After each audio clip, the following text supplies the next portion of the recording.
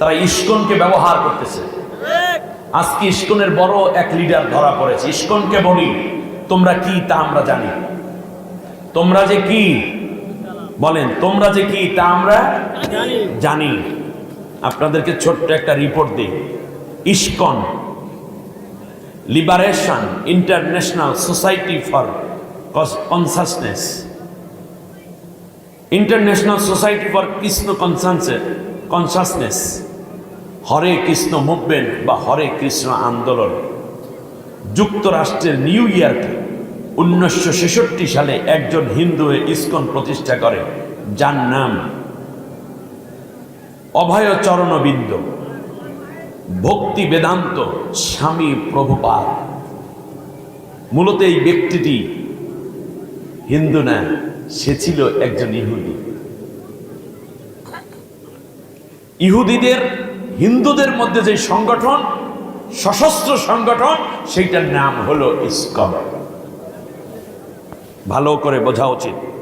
ভারতের নদিয়া জেলার মায়াপুরে এর প্রধান কেন্দ্র। বাংলাদেশের ঢাকার স্বামীবাগে একটা কারখানা তারা বানাইয়ে রাখছে। বাংলাদেশের মেথর শ্রেণী, নিচু প্রকৃতির হিন্দু বর্ণ এবং হরিজন, হরিজন বুঝেন, ওই যে মেথর হরিজন সম্প্রদায়, আর ওই যে সিলেটের চা তুলে যেই মহিলারা হিন্দু, এরাই ছিল প্রথম তাদের টার্গেট। তারা প্রথমে 1 বিলিয়ন, গত 2 বছর আগে 3 বিলিয়ন টাকা বরাদ্দ দিয়ে তাদের পক্ষে ইসলামের বিরুদ্ধে, বাংলাদেশের বিরুদ্ধে ষড়যন্ত্রের জন্য হাজার কাজের আয়োজন তারা করেছে। 60-এর দশকে তারা হতাশাগ্রস্ত সমাজ, ওই যে পশ্চিমা বিশ্বকে কিছু ধ্যান ধারণা দিয়ে যোগ ব্যায়ামের নামে আকৃষ্ট করে। ভারতীয় কীর্তনের ধ্রুপদী সুরের সাথে পশ্চিমা ঘরানার জনপ্রিয় সঙ্গীতের তাল লয় সুর সংযুক্ত করে হরে কৃষ্ণ কীর্তনগুলো দারুণ শ্রুতি মধুর করে তোলে। কৃষ্ণ, এই যে আমাদের দেশের সাবেক এই যে পলাতক শিক্ষামন্ত্রী, কি যেন চট্টগ্রামের নাম, নওফেল। এই নওফেল চিন্তা করেন, একজন মুসলমান ঘরের সন্তানকে ইস্কন টার্গেট করে তারপরে তাকে বাংলাদেশের শিক্ষামন্ত্রী বানাই দিয়েছে। আমার কথা আপনাদের বুঝে আসবে না মনে হয়। জন লেননের গিভ পিচ আ চান্স একটা গান পশ্চিমা বিশ্বে, এইটাকে তারা সুর লয় দিয়ে সাজায় এই নৃত্যের মতো করে সাজিয়েছে। আপনারা শুনে আশ্চর্য হবেন, নিউ ইয়র্কের মার্কিন ফেডারেল কোর্টে কয়েকটি আলোচিত মামলা হয় 1976 সালে। তার মধ্যে পিপল বিএস মার্ফি, জনগণ বনাম মার্ফি, এই 2 মার্কিন নাগরিক ইস্কনের বিরুদ্ধে অভিযোগ করে। 1987 সালে আরেকটি মামলা হয় ইস্কন নেতা কীর্তানন্দের বিরুদ্ধে। মার্কিন আদালতে হত্যা মামলা করা হয়। চার্জ গঠনে তাকে 20 বছর কারাদণ্ড দেওয়া হয়। মার্কিন আদালত তাদেরকে কি দিয়েছে? কারাদণ্ড দিয়েছে। মামলার অভিযোগে বলা হয় আসামি তার সঙ্গী সাথীদের নিয়ে বিরাট এক অপরাধী গ্যাং তৈরি করে তুলেছিল। 1976 সালের সেই রিপোর্ট আপনারা দেখতে পারেন, নেটে আছে। এমনকি আপনারা ওয়েবসাইটে খুঁজতে পারেন, অথবা আপনারা গুগলে গিয়ে সার্চ দিতে পারেন ইস্কন কি করে। অর্থাৎ তারা একটা সশস্ত্র গোষ্ঠী তৈরি করে ফেলেছিল আমেরিকার মতো জায়গায়। পরবর্তীতে ওইটার নাম দেয় হচ্ছে র্যাকেট টার্নিং। একে অপরাধী কীর্তনানন্দ 8 বছর জেল খাটে। তার 500 ভক্তকে প্রতারণার দায়ে অভিযুক্ত করা হয় এবং জেল দেয়া হয়। এছাড়াও ইস্কন 70 এবং 80-র দশকে শিশু নির্যাতন এবং শিশু বলৎকারের একাধিক মামলায় টার্লি কেস, যা সারা দুনিয়ায় হইচই ফেলে। পরে ইস্কন নিষিদ্ধ করা হয় 2004 সালে। রায় ছিল এরকম, 90 কোটি মার্কিন ডলার ইস্কনের বিরুদ্ধে জরিমানা করা হয়। বাংলাদেশে ইস্কনকে বোঝা দরকার, বাংলাদেশ সরকার গোয়েন্দা বাহিনীকে বলবো, ভালো করে বুঝুন, পলাতক সরকার এই ইস্কনকে ব্যবহার করে ভারতের মদদে মুসলমানদেরকে আবার হত্যাযজ্ঞে লিপ্ত হওয়ার সম্ভাবনা আছে। বাংলাদেশের সেনাবাহিনী, বাংলাদেশের পুলিশ, ডিবি, ডিএসবি, ডিবি যারা আছেন তারা সচেতন থাকুন, সতর্ক থাকুন অ্যাবাউট ইস্কন।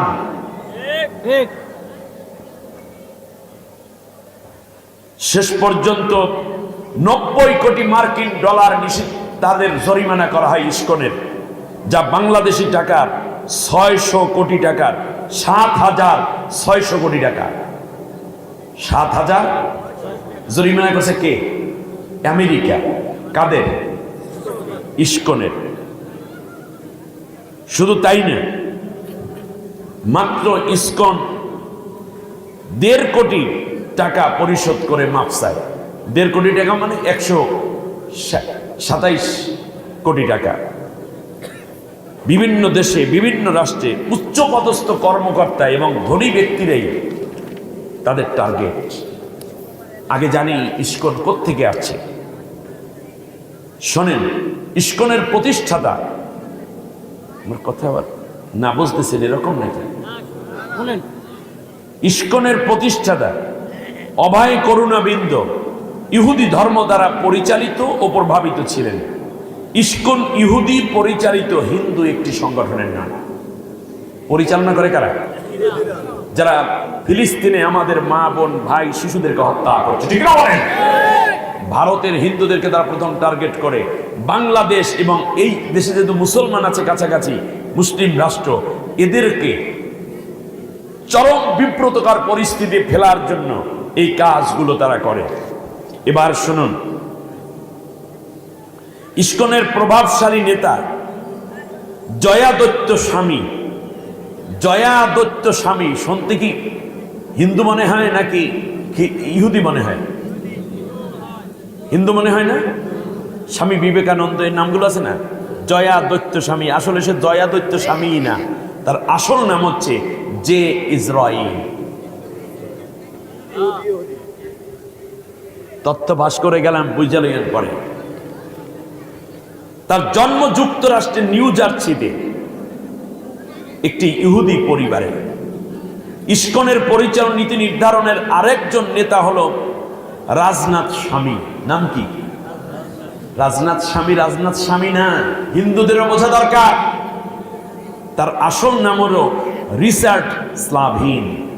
নাম কি? তিনি পারিবারিক সূত্রে ইহুদি। তার মায়ের নাম হলো ইডেল রেজাল্ট স্লাভিন। আমার ওয়াজ বুঝতে কষ্ট হচ্ছে আপনাদের? ভারত ও বাংলাদেশের স্কুলগুলো বাচ্চাদেরকে দুপুরে খানা দিয়া ওই যে হরে হরে কৃষ্ণ কৃষ্ণ রাম রাম এগুলো যে বলাইতো, এই লোক যে সেও একজন ইহুদি পরিবারের লোক। 1991 সালের ডিসেম্বরে সোভিয়েত ইউনিয়ন ভেঙে যাওয়ার পর ইস্কন দ্রুত বিস্তার লাভ করে। আমি সংক্ষেপে যেটা বললাম, আজকে বাংলাদেশের বিরুদ্ধে এই ষড়যন্ত্রগুলো আসতেছে। আল্লাহ শুকরিয়া আদায় করছি যে আল্লাহ তাআলা আমাদেরকে কোরআনের কাছে আসার তৌফিক দান করেছে। এই জন্য প্রাণ ভরে মালিকের শুকরিয়া আদায় করি আলহামদুলিল্লাহ।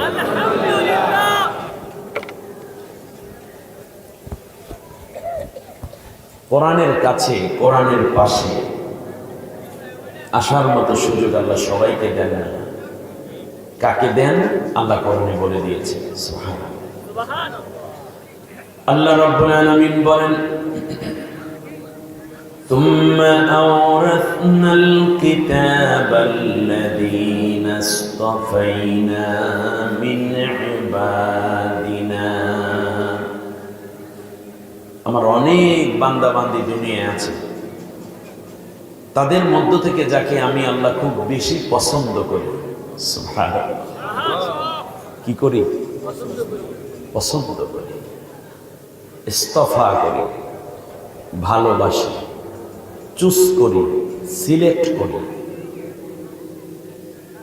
তাকে আমি আল্লাহ তাআলা আমার কোরআনের কাছে, কোরআনের পাশে, কোরআনের দলে, কোরআনের মতে, কোরআনের সাথে থাকার ব্যবস্থা করে দিই। এই যে আমরা এসেছি, তাহলে বলুন তো দেখি, একটা পরীক্ষা হোক, দেখি বোঝেন কিনা। আমরা যে এসেছি আমাদেরকে পছন্দ করেছেন কি? আপনারা তাতে খুশি না বেজার? কম না বেশি খুশি? যে আল্লাহ তাআলা আমাদেরকে পছন্দ করলেন, ভালোবাসলেন, সেই আল্লাহর জন্য খুশি হয়ে আওয়াজ দিয়ে আকাশ বাতাস মুখরিত করে হৃদয়ের সবটুকুন কৃতজ্ঞতা শুকরিয়া জ্ঞাপন করে পড়ি আলহামদুলিল্লাহ। রব্বানা লাকাল হামদ হামদান কাসীরা তাইয়্যিবা মুবারাকান ফীহি। বলেন ইয়া রাব্বি লাকাল হামদু কামা ইয়ানবাগি লিজালালি ওয়াজহিকা ওয়া আযীমি সুলতানিক। আমরা আল্লাহর প্রশংসা করে নিলাম। প্রশংসা করলে আল্লাহ খুশি হন। সুবহানাল্লাহ। বান্দা তো আল্লাহকে প্রশংসা করা ছাড়া কি করবে? এই জন্য আমরা যখন প্রশংসা করি তখন বলি আলহামদুলিল্লাহ, ঠিক না? আল্লাহ রাব্বুল আলামিন বলেন, তুমি যখন আমার প্রশংসা করো, আমার শুকরিয়া আদায় করো, তখন আমি আল্লাহ রাব্বুল আলামিন একটা কাজ করি। লা ইন শাকারতুম লা আযীদান্নাকুম। তুমি প্রশংসা করো, আমি আল্লাহ তোমার জন্য নেয়ামত বাড়াইয়া দিই। তুমি যেন আরো শুকরিয়া আদায় করতে পারো, সেই রকম অনেকগুলো অর্গান, রাস্তা, পথ আমি আল্লাহ তৈরি করে দেই, যাতে তুমি আরো বেশি প্রশংসা করে নিজেকে আরো বেশি অ্যাচিভমেন্ট করতে পারো, এস্টাবলিশ করতে পারো, যাতে করে তুমি আরো বেশি নিজেকে ধন্য করতে পারো। এই জন্য আমি নিয়ামত বাড়াইয়ে দিতে থাকি। সুবহানাল্লাহ। ওয়ালা ইন কাফারতুম ইন্না আযাবি লাশাদীদ। আর যদি আমার নিয়ামত পাওয়ার পরে বান্দা তুমি শুকরিয়া আদায় না করো, কি দেশ এইটা কি হয়? তাহলে আমি আল্লাহ তোমার নিয়ামত গুলো কেড়ে নিব। এর পাশাপাশি আমি আল্লাহ সুবহানাহু ওয়া তাআলা তোমাকে মহা কঠিন শাস্তির সম্মুখীন করে দেব। মহা কঠিন। আল্লাহ আমাদেরকে নিয়ামতের শুকরিয়া আদায়ের তৌফিক দিন, বলেন আমিন। কিছু পাই নেই তাও আলহামদুলিল্লাহ।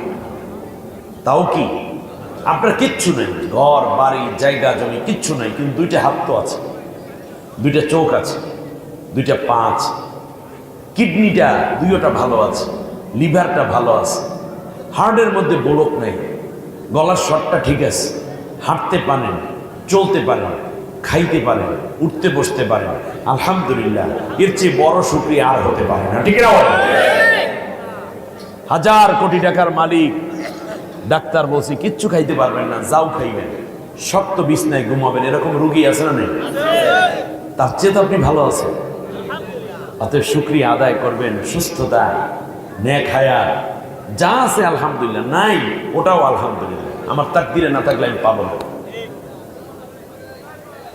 আল্লাহর নবী বলেন আলহামদুলিল্লাহ লিখতে 8টা অক্ষর লাগে। কয়টা? 8টা। আলহামদুলিল্লাহ লিখতে কয়টা অক্ষর? 8টা। আল্লাহ রাব্বুল আলামিন নেককার বান্দাদের জন্য জান্নাত বানিয়েছেন 8 প্রকারের। কত প্রকার? যখন কোন বান্দা কিংবা বান্দি আলহামদুলিল্লাহ বলে, সাথে সাথে আল্লাহ রাব্বুল আলামিন খুশি হয়ে 8 প্রকার জান্নাতের সমস্ত দরজাগুলো বান্দার জন্য খুলে দেয়। সুবহানাল্লাহ। আসুন না আমরা আলহামদুলিল্লাহ বারবার বলতে চেষ্টা করব। আল্লাহ দাঁড়াইছেন, আলহামদুলিল্লাহ। একটু হাঁটছেন, আলহামদুলিল্লাহ। এক গ্লাস পানি পান করেছেন, আলহামদুলিল্লাহ। নাতিরে কোলে লইছেন, আলহামদুলিল্লাহ। আল্লাহ দুনিয়া কত নানা দাদা আছে যাদের কোনো নাতি নেই, আছে না? আবার দাদাকে দেখছেন, আলহামদুলিল্লাহ। কত মানুষ তার দাদা দাদিকে পায় নাই, আল্লাহ তুমি আমাকে দিয়েছ, আলহামদুলিল্লাহ।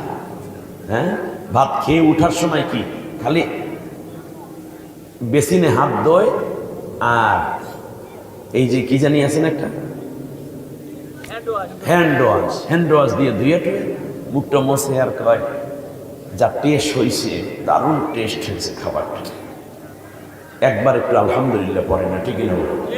আল্লাহ কয়দিন পরে টেস্ট থাকবে না, ডায়াবেটিস দিয়ে দেবো, তারপর ডাক্তার দিবে, কিচ্ছু খাইতে পারবে না, ঠিকই না? আল্লাহ রাব্বুল আলামিন আমাদেরকে সুস্থ রেখেছেন, সবল রেখেছেন। হ্যাঁ, আলহামদুলিল্লাহ। সম্মানিত শরীয়তপুরের ভাইয়েরা, ওয়াজ যা করার তার ফারুক মাওলানা করিয়ে দিয়ে গেছে। এরপর যতটুকু বাকি আছে না, মনে হয় জিট্টনি কমু আনে, এইটু আবার আমার বড় ভাই করিয়ে দিয়ে গেছে।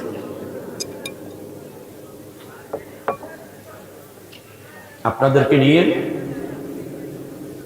গরম পানি কি আছে বাংলাদেশে?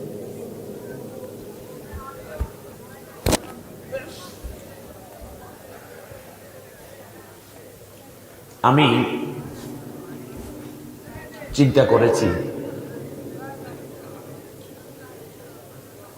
একটা ছোট্ট একটা জায়গা থেকে অল্প কিছু কথা বলে আজকের মতো শেষ করবো ইনশাআল্লাহ। আসেন আমার সাথে সবাই পড়ে, আউযু বিল্লাহি মিনাশ শাইতানির রাজীম, বিসমিল্লাহির রাহমানির রাহিম। বিতাড়িত অভিশপ্ত শয়তানের ওয়াসওয়াসা থেকে আল্লাহর আশ্রয় চাই। কার আশ্রয়? আর একটু জোরে বলতে হবে যে আমাদের আশ্রয়দাতা কে? প্রশ্রয়দাতা কে? নিরাপত্তা দানকারী কে? আমাদেরকে রক্ষা করবেন কে? আল্লাহ তাআলা। আল্লাহ ছাড়া আমাদের আসলে কেউ আছে? নেই। আমাদের আশ্রয়দাতা কি ভারত? না, কথা বলতে হবে যে আমেরিকা, ফ্রান্স, রাশিয়া, চায়না? না, আমাদের আশ্রয়দাতা কে? আরো জোরে বলেন কে? ইমানদার আল্লাহর কাছেই আশ্রয় চায়, এছাড়া কোনো জায়গা তার নেই। আর এই বিগত 18টা বছর আপনাদের শরীয়তপুরের মানুষ তো সবই এক স্টাইলের, যার কারণে ঝামেলা টামেলা বোঝেন নেই বেশি। যারাই একটু বিরোধী দলে ছিল, এতে জামাত হোক, বিএনপি হোক, হেফাজত হোক, কওমি হোক, তবলিগ হোক, আলিয়া হোক, এমনকি রাম বামও যদি হইতো, আর যদি দুর্নীতির বিরুদ্ধে একটু কথা বলতো, দ্রব্যমূল্য বেড়ে গেছে একটু কথা বলতো, খুন খারাপি হচ্ছে একটু কথা বলতো, তখনই বলতো এগুলো তো বলবি, এরা হইল পাকিস্তানের দালাল। ঠিক কিনা? কোন রাষ্ট্রের দালাল? এরকম বলতো কিনা? বলতো। এই 18 বছর পর্যন্ত মামলা কম হয়েছে?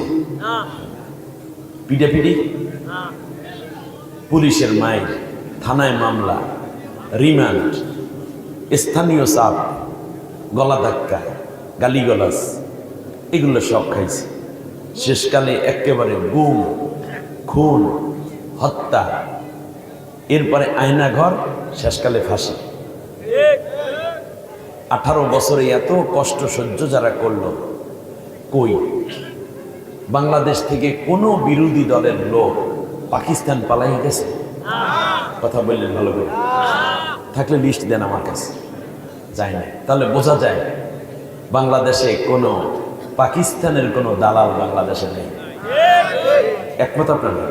থাকলে তো যাইতো, কিন্তু বাংলাদেশে ভারতের দালাল তো আছে। কেমনে বুঝলেন?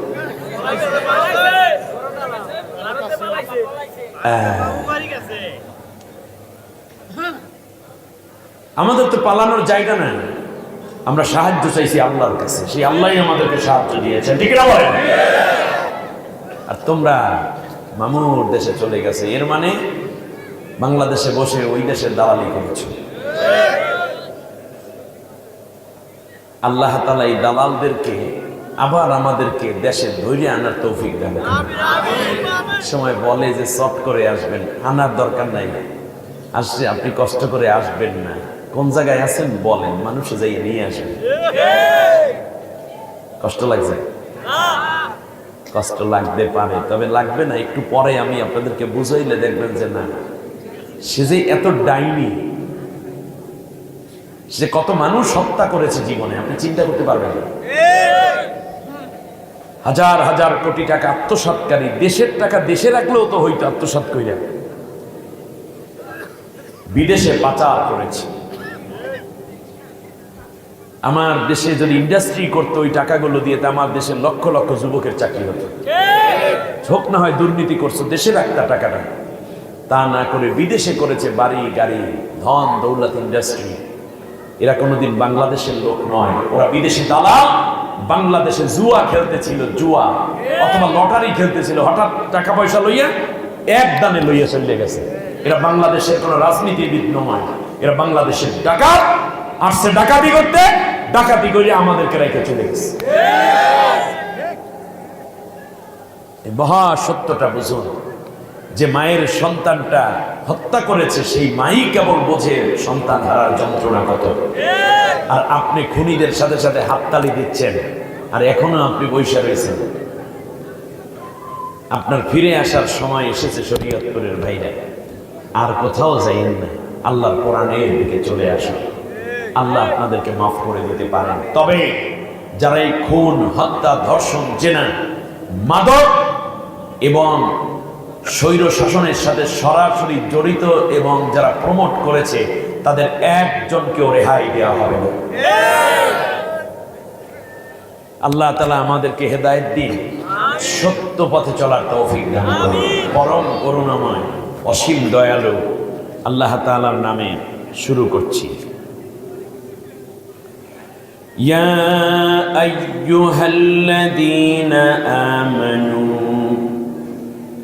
لا تلهكم أموالكم ولا أولادكم عن ذكر الله ومن يفعل ذلك فأولئك هم الخاسرون.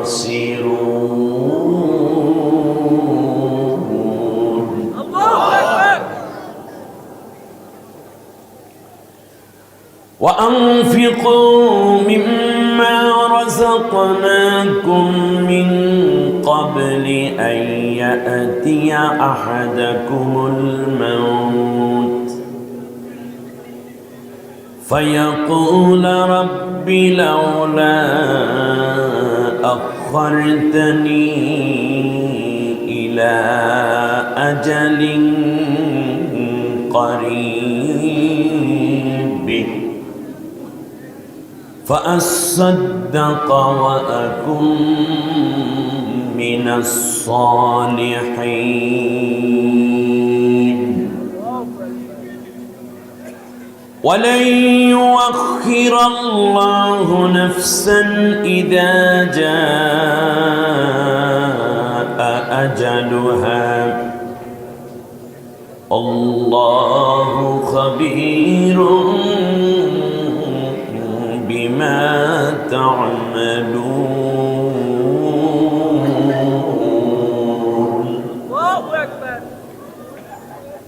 آمنت بالله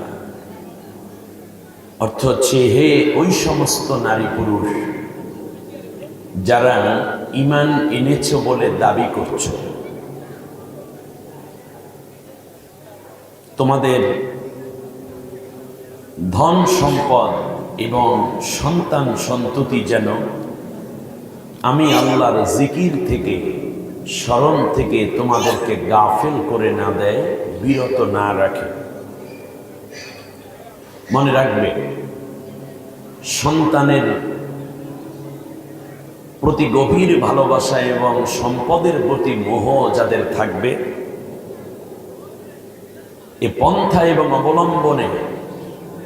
পন্থা অবলম্বনে যারা জীবন ব্যয় করবে, তারাই মূলত দুনিয়ায় এবং আখিরাতে মহা ক্ষতির মধ্যে পড়ে থাকবে। আরেকটি বিষয় তোমরা করবে, মৃত্যু আসার আগেই আমি আল্লাহ তোমাদেরকে যে ধন সম্পদ দান করেছি তার থেকে ব্যয় করা শুরু করে দিবে। অবস্থাটা যেন এমন না হয় যে মৃত্যুকাল যখন উপস্থিত হয়ে গেল তখন তোমরা বলতে থাকলে কিছুটা সময় যদি আমাদেরকে দাও আল্লাহ, তাহলে আমরা ব্যয় করে দান করে একেবারে নেককার পরেজগার হয়ে তোমার কাছে ফিরে আসব। এরকম আবেগ আক্ষেপ তোমাদের হৃদয়ে থাকবে, কিন্তু আমার সিদ্ধান্ত হচ্ছে এই ধরনের কৃপণ প্রকৃতির এবং বোকা টাইপের মানুষদেরকে আমি কখনোই সুযোগ দেই না নতুন করে কোনো ন্যাক আমল করার। আর একটা বিষয় খেয়াল রাখবে, তোমরা যা কিছু করে যাচ্ছ না কেন সব বিষয়ে আমি আল্লাহ পূর্ণ ওয়াকিবহাল এবং অবগত রয়েছি। বারাকাল্লাহু লানা ওয়া লাকুম ফিল কোরআনিল আযীম। আল্লাহুম্মা ইগফির লানা ওয়া লিওয়ালিদাইনা ওয়া লিজামিল মুমিনিনা ওয়াল মুমিনাত ইয়াওমা ইয়াকুমুল হিসাব। সম্মানিত ভাইরা, আমি আপনাদের উদ্দেশ্যে যে সূরাটি থেকে তেলাওয়াত করেছি, সূরাটির নাম হচ্ছে সূরাতুল মুনাফিকুন। সূরার নাম কি? মুনাফিকুন। মদিনায় অবতীর্ণ এই সূরা। আয়াত আছে 11টি, রুকু আছে 2টি। আমি আপনাদের উদ্দেশ্যে 3টি আয়াত তেলাওয়াত করেছি, 9, 10, 11, এবং তার সাথে সাথে সরল অনুবাদ করার চেষ্টা করেছি। মুনাফিক শব্দের অর্থ হচ্ছে দোমুখী, দুই দিকে যার সুরঙ্গ থাকে। এটা যদি আপনাদেরকে বোঝাতে চাই তাহলে ইঁদুরের গর্ত আপনারা চিনেন? ইঁদুরের গর্তকে আরবিতে বলে নফক। নফক অর্থ কি? ইঁদুরের গর্ত।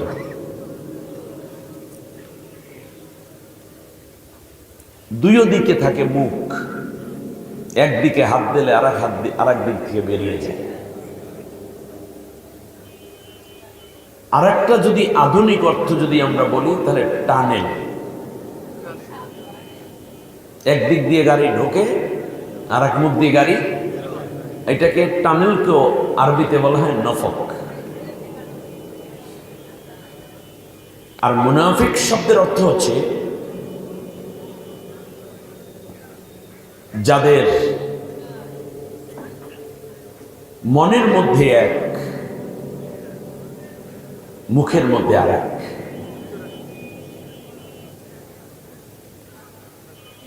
মুনাফিকের চরিত্র বর্ণনা করতে গিয়ে আল্লাহ কোরআনের মধ্যে কিছু আয়াত বলেছেন। আমি আয়াতগুলো বলবো এজন্য, যদি আপনাদের ভিতরে ওই রকম বৈশিষ্ট্য থাকে আজকেই তওবা করে আসতে হবে। তার কারণ মুনাফিক কোনোদিন জান্নাতি হতে পারবে না। এটা আমার কথা না, আল্লাহর কথা। আল্লাহ রাব্বুল আলামিন বলেন, ইন্নাল মুনাফিকিনা ফিদ দারকিল আসফালি মিনান নার। মুনাফিকরা যাবে জাহান্নামের নিম্ন স্তরে। আসফাল মানে একেবারে সর্বনিম্ন। যেমন এই চেয়ারের চেয়ে একটু নিচু এই টেবিলটা, তাই না? তার নিচে কি স্টেজ, তার নিচে মাটি। এই যে স্তর করা আছে, 10 তলা বিল্ডিং, একেবারে গ্রাউন্ড ফ্লোর আছে না, এমনকি আন্ডারগ্রাউন্ডও থাকে। ওই আন্ডারগ্রাউন্ডটি বলে আসফাল। আসফালিম মিনান নার, জাহান্নামের সর্বনিম্ন স্তর। সর্বনিম্ন কেন বলা হলো? তাহলে বোঝা যায় জাহান্নামটা হলো স্তর বা স্তরে সাজানো।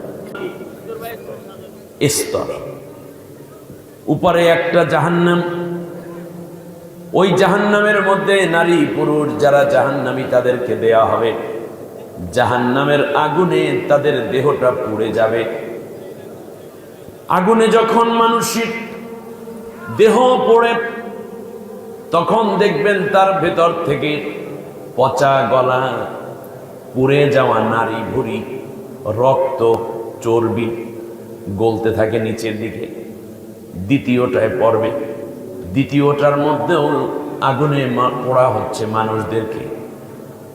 এই প্রথম আর দ্বিতীয়, এই দুই দলের নারী ভুঁড়ি, পচা গান্দা, ফাটা ফুটা চর্বি এইগুলো পড়বে তৃতীয়টায়। তৃতীয়টা লইয়া যাইবে চতুর্থটায়, তারপরে পঞ্চম, ষষ্ঠ, সপ্তমটায়। এই সপ্তমের পরে আর একটা জায়গা আল্লাহ রাব্বুল আলামিন বলেছেন, ওটার নাম হলো ওয়াইল। ওটার নাম কি? ওয়াইল। যেইটার নাম হলো আসফাল।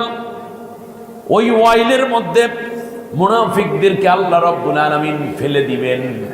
এর মানেই হচ্ছে, কথাটা বুঝতে আপনাদের সহজ হবে। এখন দেখুন উপরের জাহান্নামে যে রইল, জাহান্নামের মধ্যে পড়তে আছে, আর সব পোড়াগুলা যেই জায়গায় গিয়ে থামে সেই জায়গায় ফেলবে মুনাফিকদেরকে।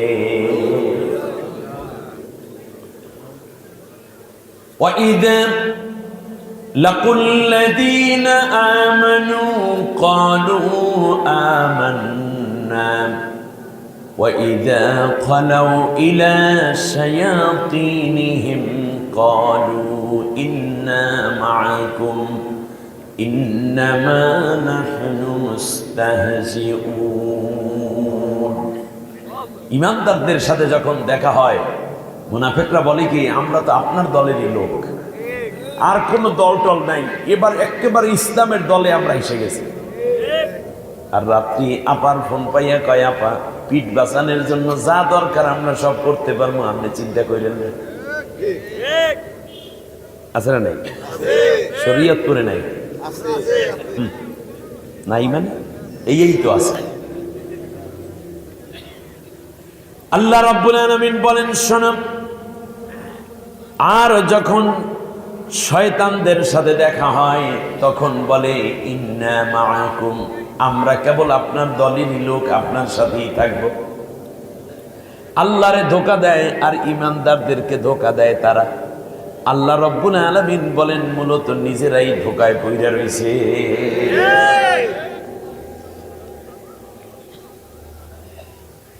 আবার মুনাফিকের আর একটা চরিত্র হলো, ওয়াইদা কিলা লাহুম লা তুফসিদু ফিল আরদ ক্বালু ইন্নামা নাহনু মুসলিহুন আলা ইন্নাহুম হুমুল মুফসিদুন ওয়ালাকিন লা ইয়াশউরুন। জমিনের বুকে ওরা কোপাকুপি করে, মারামারি করে, জেনা ব্যভিচার, ধর্ষণ করে, দুর্নীতি করে, খুন খারাপি করে, মানুষের সম্পদ লুণ্ঠন করে, খামোখা নির্দোষ মানুষের বিরুদ্ধে মামলা করে, জেল দেয়, রিমান্ড দেয়, নির্যাতন করে, মানুষের ঘরবাড়ি লুটপাট করে, জায়গা জমি দখল করে, নিজের নামে সব লেখা নিয়ে যায়, মানুষের বিরুদ্ধে বিভিন্ন ধমক টমক দিয়ে নিজের পোটলাটা বড় করে। যখন তাদেরকে বলা হয় এই কাজগুলো তোমরা কইরো না, তখন তারা বলে শান্তির জন্য আমরা এই কাজগুলো করতেছি। আসলে আল্লাহ রাব্বুল আলামিন বলেন, ওরা যা করেছে ওটা শান্তি নয়, বরং অশান্তির জন্য এই আকাম কুকামগুলো করেছে। নিজেরা এত বিশৃঙ্খলা করে, অথচ তারা বলে আমরা কি করতেছি, শান্তির জন্য কাজ করতেছি। এই অশান্তি বিবির শান্তির বাহিনী, ঠিক না বলে? এই যে কাজগুলো করা হয়, সমাজের এই মানুষগুলো মুনাফিক। এগুলো কি মুনাফিক? মুনাফিকরা নামাজ পড়ে। আল্লাহ রাব্বুল আলামিন বলেন, ইন্নাল মুনাফিকিনা ইউখাদিউনাল্লাহ ওয়া হুয়া খাদিউহুম ফাইযা ক্বামু ইলাস সালাতি ক্বামু কুসালা ইউরাউনান নাস ওয়া লা ইয়াযকুরুনাল্লাহ ইল্লা কলিলা। মুনাফিকরা যখন নামাজে দাঁড়ায় তখন শিথিলতার সাথে দাঁড়ায়, নামাজ পড়ে ঠিকই, কিন্তু নামাজের মধ্যে তাদের কোনো মন থাকে না। নামাজ পড়ে, ফ্যানের দিকে তাকায়, এই দিকে তাকায়, আবার কল আসলে আলহামদুলিল্লাহ রাব্বিল, হ্যালো আমি নামাজের মধ্যে পরে কল দিস, ঠিক না? ফাইদা কামু ইলাস সালাতি কামু কুসালা, নামাজে দাঁড়ায় কিন্তু চরম শিথিলতার সাথে দাঁড়ায়, এক পার উপর ভর করে আবার আর এক পায়ে দাঁড়ায়, ঘোড়ার মতো, আবার কখনো নাক কান চুলকায়, পাউডার চুলকায়, আবার কখনো বা এই দিক সেই দিক চায়। নামাজ যদি একটু ইমাম সাহেব তেলাওয়াত দীর্ঘ করে পিছন দিক থেকে সিগন্যাল দেয়, আছে না? ইমাম সাহেব যখন তাশাহুদের মধ্যে একটু দীর্ঘ সময় লাগাইয়া দেয়, নামাজ শেষে জিজ্ঞেস করে ইমাম সাহেব কি করলেন, এত টাইম নিলেন কেন? নামাজের মধ্যে তেলাওয়াত ভুল হলে, তেলাওয়াত লম্বা হলে পরে আবার কৈফিয়ত দেওয়া লাগে, জিজ্ঞেস করে আপনার কি হুজুর আক্কল পছন্দ নাই? তার কারণ আমার বিয়ে অনুষ্ঠানে যাইতে হবে শুক্রবার দিন, এশা নামাজ কিংবা মাগরিব নামাজ, ফজরের নামাজ এত দেরি করে কি পড়ান, এত লম্বা সূরা খালি কোরআন জানলেই কি পড়ার দরকার আছে নাকি? আবার দেখবেন কিছু ইউটিউবের মধ্যে আর ফেসবুকে কিছু মাসলা মাসাইল দেখে এসে হুজুরে চাপাই দেয়, আপনার চাইতে কত বড় হুজুর দেখেন, সে বলছে ছোট ছোট কেরাত জায়েজ, হ্যাঁ প্রয়োজনে ইমাম সাহেব ছোটটা পড়বে, প্রয়োজনে বড়টা পড়বে, কিন্তু কোন মুসল্লি এই ব্যাপারে ইনস্ট্রাকশন দিলে আর এই কথা মানলে ইমাম সাহেবের নামাজ হবে না। ইমাম সাহেবের নামাজ যদি না হয় কোনো মুসল্লির নামাজ হবে না। আপনি বলতেই পারবেন না যে নামাজ পড়ুন, সহজ করুন, কিংবা যে আজকে তেলাওয়াত একটু কম কইরেন, ওয়াজটা একটু ছোট কইরা কইরেন, এই করেন সেই করেন, হ্যাং করেন ত্যাং করেন, এই কথাগুলো বলার ন্যূনতম অধিকার আপনার নয়। এগুলো ইমাম সাহেবের ইখতিয়ার। ইমাম সাহেবের কি? আলহামদুলিল্লাহ 18টা বছর ইমাম সাহেবরা কলিজা চেপতে চেপতে চেপতে চেপতে একেবারে চাইরা না পয়সার মতো করিয়ে ফেলাইছে বড় কলিজাটা। এখন কলিজাটা একটু বড় হয়েছে, ঠিক কিনা বলেন? ইমাম সাহেবরা গেলে কই আছেন না? ইমাম সাহেব কয়জন দেখি তো একটু মসজিদের ইমামতি করেন। ইমামতি খতিবগিরি মাশাআল্লাহ 1 2 3 4 5 6 7 8 9 10 11 12 13 মাশাআল্লাহ অনেকে, আমিও একজন আছি। এখন থেকে কমিটির কথা ইমাম চলবে না, বরং আইন করা হচ্ছে ইমাম সাহেব কমিটি নিয়োগ দেবে। কি এতদিন লেজে গরু লাগছে, এখন গরুতে লেজ লাগবে, মজাটা বুঝবা মনে। যে সমস্ত মুসল্লি ফজরে জামাতে আসে না, তারা কমিটির লোক হওয়ার কোনো যোগ্যতা নেই। কমিটিতে নাম দেওয়ার আগে ইমাম সাহেব ইন্টারভিউ নেবে, দোয়া কুনুত পড়েন ঠিক মতো, আলহামদুলিল্লাহ ঠিক মতো পড়েন, আত্মাহিয়াত ঠিক আছে কিনা, যদি ঠিক থাকে তাহলে সদস্যপদ পাবেন, আর না হলে আউট। মসজিদের কমিটিতে তারাই আসবে। ইমাম সাহেব যদি নামাজে না আসতে পারে, যেন একজনে ইমাম হয়ে নামাজ পড়াইতে পারে, এতটুকু কোয়ালিটি সম্পন্ন হতে হবে, ঠিক না?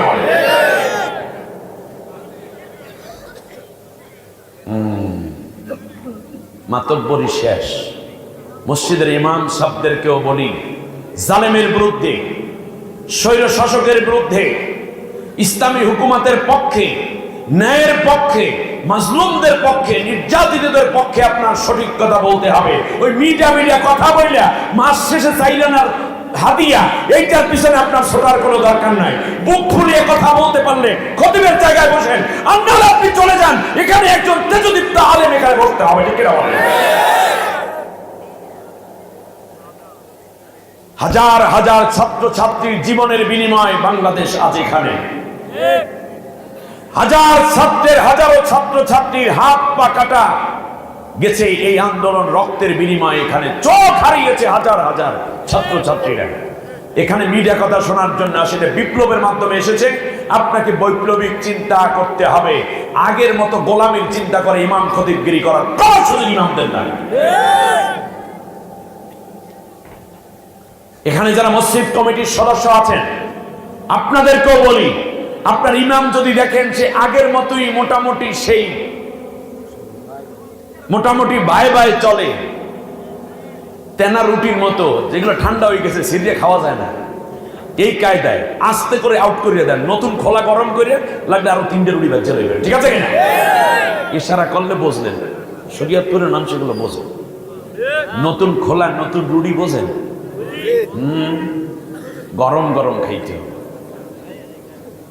এর মানে হচ্ছে গরম মানে হচ্ছে মসজিদ থেকে মুসল্লি তারাই দেবে, এটা না। অর্থাৎ স্পিরিট, ইমানের তাগাজা, বাতিলের বিরুদ্ধে কথা, অন্যায়ের বিরুদ্ধে কথা, ইসলামের পক্ষে কথা, জালেমের বিরুদ্ধে কথা, অন্যায়ের বিরুদ্ধে কথা যদি না বলতে পারে এটা আউট করে দেন, এটা দিয়ে কিচ্ছু হবে না। আপনারও উচিত মসজিদ ছেড়ে যাওয়া। কেন আপনি ওখানে বসে থাকবেন? আপনি যদি সত্য কথাটা উচ্চারণই করতে না পারেন। এখন তো উন্মুক্ত, সত্য কথা বলার দারুণ পরিবেশ, আল্লাহ কবুল করুন বলেন আমিন। মুনাফিক, আল্লাহর নবী বিশ্বনবী মুহাম্মদুর রাসূলুল্লাহ সাল্লাল্লাহু আলাইহি ওয়াসাল্লামকে খুশি করার জন্য বারবার তেল দিত। এইগুলার নাম মুনাফিক। এইগুলার নাম কি? সামনে আইসা বলল, নাশহাদু ইন্নাকা রাসূলুল্লাহ, ও নবী আমরা সাক্ষ্য দিচ্ছি আপনি রাসূল, আপনি রাসূল, আপনি রাসূল। আল্লাহু ইয়ালামু ইন্নাকা রাসূল, ওদের বলার দরকার নাই, আমি আল্লাহ ভালো করেই জানি তুমি রাসূল। এর মানে সামনে ওরা রসুল রসুল বলে, আর পিছনে আবু জেহেল, আবু লাহাব, উতবা, সাইবা, রবিয়া, সেখান থেকে ধরে ওই যে হিরাক্লিয়াস সহ বিভিন্ন ইসলাম বিরোধী মুনাফিক এবং কাফেরদের পিছনে গোপনে গোপনে আতাত করে, আর সামনে তোমাকে বলে নবী তোমারে মানি, তুমি রসুল তোমাকে মানি, আর আনুগত্য স্বীকার করে ওদের। তোমার বিরুদ্ধে কথাগুলো ওরা লাগাইয়া মদিনার মধ্যে, রাষ্ট্রের মধ্যে ঝামেলা পাকাইতে চায়। ও নবী গো, তুমি এদের ব্যাপারে সতর্ক থাকো। আমাদের দেশেও এখনো কিন্তু মুনাফিক যায় না, গাপটি মাঠে বসে রয়েছে। ওই যে ইঁদুরের গর্ত পালাইবে না, সব ইঁদুর এখন গর্তের মধ্যে। যখনই সুযোগ পাবে তখন উঠেই গিরাস্তের ধান চাউল খাইবে আর কাপড় চুপড় কাটবে কুডুর কুডুর করে, ঠিক না বলো? আমাদেরও সজাগ থাকতে হবে। কোনো জায়গায় যদি দেখে লড়াচড়া করে, হাতের মধ্যে লাড়ি লইতে হবে, ঠিক না বলে? ব্যাস। আল্লাহ রাব্বুল আলামিন বলেন, শোনো, তারা মাঝে মধ্যে কসম খায়, ইত্তাখাযু আইমানাহুম জুন্নাতান, তারা তাদের জুন্নাহ, তারা তাদের শপথ করে, কয় রাসূল আল্লাহর কসম খাইয়া কইলাম আপনি বড় ভালো মানুষ, আমরা আর কোনোদিন ইসলামের বিরুদ্ধে যাব না, আমরা তওবা করছি। আল্লাহ রাব্বুল আলামিন বলেন, মুনাফিকের গোষ্ঠীরা এইরকম যে তওবা করে, আবার এই রকম যে আল্লাহর নামে কসম খায় আমার নামে, এগুলাও একটা ভণ্ডামি। এগুলো কি? একটা ভণ্ডামি। ফিরআউন যখন লোহিত সাগরের মধ্যে তার সব সৈন্যবাহিনী শেষ, লোহিত সাগর 300 হাত গভীর পানি, তার নিচে যখন ধরা পড়ে গেল, বনি ইসরাইলের লোকেরা মুসা আলাইহিস সালাম নেতৃত্বে চলে গেল, সবগুলা শেষ, হার্ট ব্লক হয়ে গেছে, কান ফেটে গেছে, কলিজা ফেটে মুখ দিয়ে নাক দিয়ে রক্ত বের হচ্ছে, কান দিয়ে রক্ত বের হচ্ছে, সবগুলো ওইভাবেই মরছে লোহিত সাগরে। আল্লাহ তাআলা একটারে খালি বাঁচাই রাখছে, ওর নাম ফেরাউন। ফেরাউন ডাক দিয়া কয়, আমানতু, দেখছেন ঠেলায় পড়লে ফেরাউনও কয় আমানতু, আমানতু আন্নাহু লা ইলাহা ইল্লাল্লাযী আমানাত বিহি বানু ইসরাঈল ওয়া আনা মিনাল মুসলিমিন। ও আল্লাহ, আল্লাহ রে কয়, আল্লাহ আমি তোমার উপর ঈমান আনছি। কে কয়? ফিরআউন। আন্নাহু লা ইলাহা, তুমি ছাড়া আর কোনো ইলাহ নাই, আমি বিশ্বাস করি নিঃসন্দেহে তুমি ছাড়া কেউ নাই।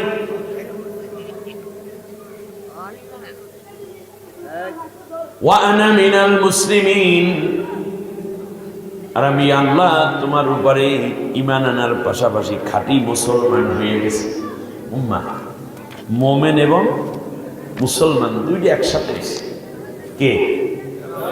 ফিরআউন। আমার আল্লাহ ডাক দিয়া কয়, ফিরআউন রে, আল আন, এখন দেখতেছি তুমি আল্লাহ আল্লাহ করো, আল্লাহ আল্লাহ করো, আমি ছাড়া কোনো ইলাহ নাই, তুমি মুসলমান হয়ে গেছে, ঈমান আনছো। কিন্তু অকুনতা মিনাল মুফসিদিন, একটু আগেও তুমি ছিলে স্বৈর শাসক। ইউদাব্বিহু আবনাআহুম, জাতির যুবক ছেলেদেরকে তুমি হত্যা করেছ। কে কয়? আল্লাহ তাআলা কয়। তুমি যুবক ছেলেদেরকে, ছাত্র সমাজকে হত্যা করে আসছো তুমি, এখন বলতেছো আমি এখন ঈমান আনছি। অকুনতা মিনাল মুফসিদিন, দুনিয়ার বুকে তুমি ছিলা সবচেয়ে বড় একটা স্বৈর শাসক। আমি তোমার ঈমানদারে কবুল করলাম না, তার কারণ স্বৈর শাসকের তওবা এবং কালেমা আল্লাহ কবুল করে না। ফালিয়াউমা নুনাজ্জিকা বিবাদানিকা লিতাকুনা লিমান খালফাকা আয়া ওয়া ইন্না কাসীরাম মিনান নাসি আন আয়াতিনা লাগাফিলুন। আমি আল্লাহ রাব্বুল আলামিন তোর লাশটাকে শুটকি বানিয়ে রাখবো, কিয়ামত পর্যন্ত তোর লাশ কোনো হাঙ্গর কুমিরে খাবে না, পোকা মাকড়েও খাবে না, নদীর পানি তোরে গালাইয়া দেবে না, মাটি তোরে ভক্ষণ করবে না, একটা পোকা মাকড় পর্যন্ত তোর দেহে প্রবেশ করবে না, শুটকি বানাইয়া পুরা রাখবো। তার কারণ কিয়ামত পর্যন্ত তোর মতো স্বৈর শাসক দুনিয়ায় আসবে, আর আমি আল্লাহ রাব্বুল আলামিন তাদের জন্য তোকে উদাহরণ বানাইয়া রাখবো, যাতে করে মানুষেরা বুঝতে পারে স্বৈর শাসক, লেডি স্বৈর শাসক আর পুরুষ স্বৈর শাসক কেমন হতে পারে, তাদের চরিত্র। এইটা দেখে দেখে যেন কোনোদিন আমার ইমানদার তোদের দল করতে না যায়।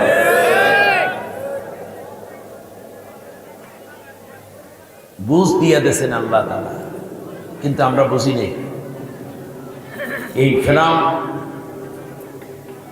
ঈমান আনছে, কিন্তু আল্লাহ কি ঈমান কবুল করছে? কথা বলেন। মুনাফিক, আল্লাহর নবী বলেছেন মুনাফিকের আলামত চারটা।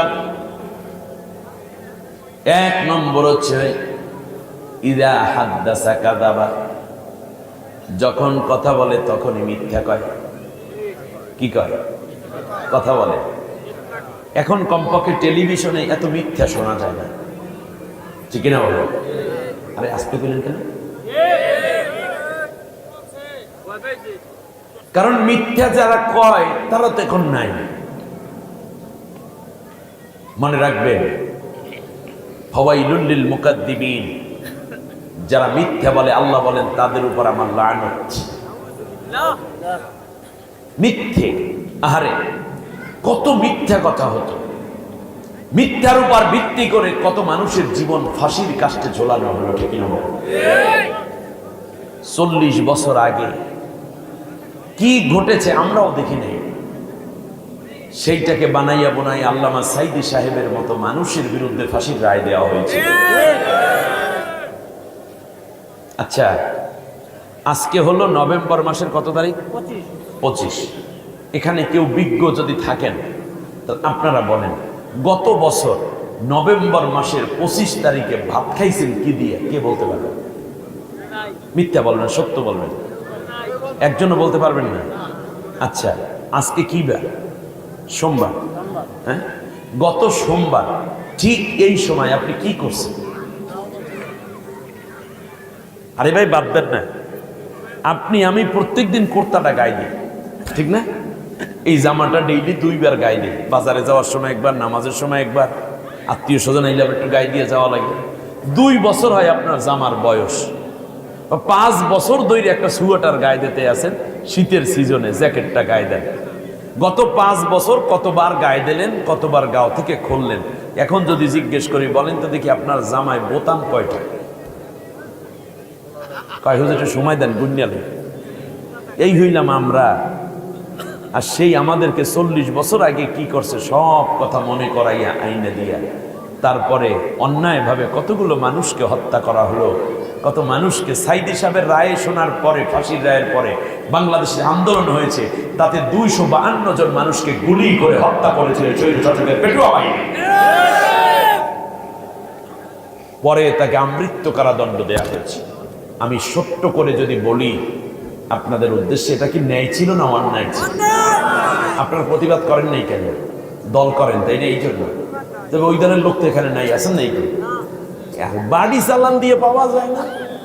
300 এমপি, আরো 50 জন সংরক্ষিত। এই মুহূর্তে যদি বলা হয় কারো ছেলে ছটফট করিয়া যাইতে আছে মরে মরে অবস্থা, এমন সময় ইমাম সাহেব বলল যে আওয়ামী লীগের একজন এমপি এসে যদি পানি করে একটু ফুক দেয়, তাহলে ওই পানি খাওয়ার সাথে সাথে তোমার ছেলে সুস্থ হইয়া বাচ্চা উঠবে।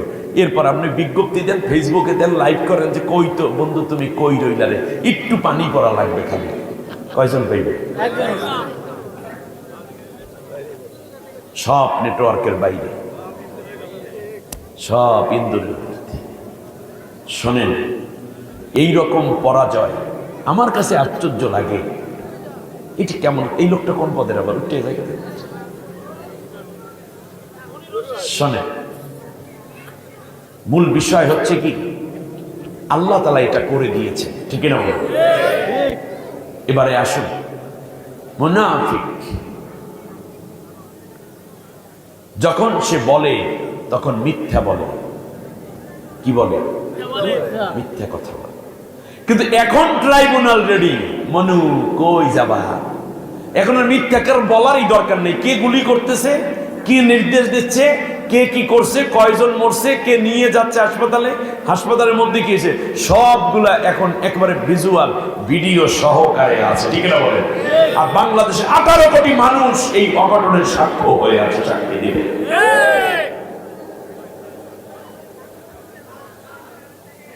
জীবন্ত ঘটনা। মাত্র 13 জনকে নিয়ে গেছে। এটা 113 হবে, তারপরে 1300 হবে, তারপর 13,000 হবে, তারপরে 1,13,000 হবে, তারপর 13 লক্ষ হবে, তারপর ট্রাইব্যুনাল থামবে, খেলা হবে, ঠিক না? আল্লাহ রাব্বুল আলামিন বলেন, আল্লাহর নবী বলেন, যখন কথা বলে তখন কি কথা বলে? একেবারে পুরো সুষ্ঠু নির্বাচন হয়েছে, দিনের ভোট রাতে দিয়া সকালবেলা বলে নির্বাচনের চেয়ে ভালো কোনো সুষ্ঠু নির্বাচন আর মানুষগুলা চিন্তা করলো, দেশের মানুষ কয় কেমনে এত মিথ্যা কথা। আল্লাহ রাব্বুল আলামিন বলেন, যারা মিথ্যা বলে তাদের উপর আমি আল্লাহ লানত। যখন মিথ্যা বলে, যখন কথা বলে তখন কি কথা বলে? ওয়াইদা উতমিনা খানা। আর যখন তাদের কাছে কোনো আমানত রাখা হয় তখন তারা খেয়ানত করে। এটা কার আলামত? মুনাফিক। আমাদের দেশের ব্যাংকের মধ্যে সাধারণ জনগণ টাকাগুলো আমানত রেখেছিল, আর ওরা সব লুটপাট করে বিদেশে পাচার করছে, ঠিক না?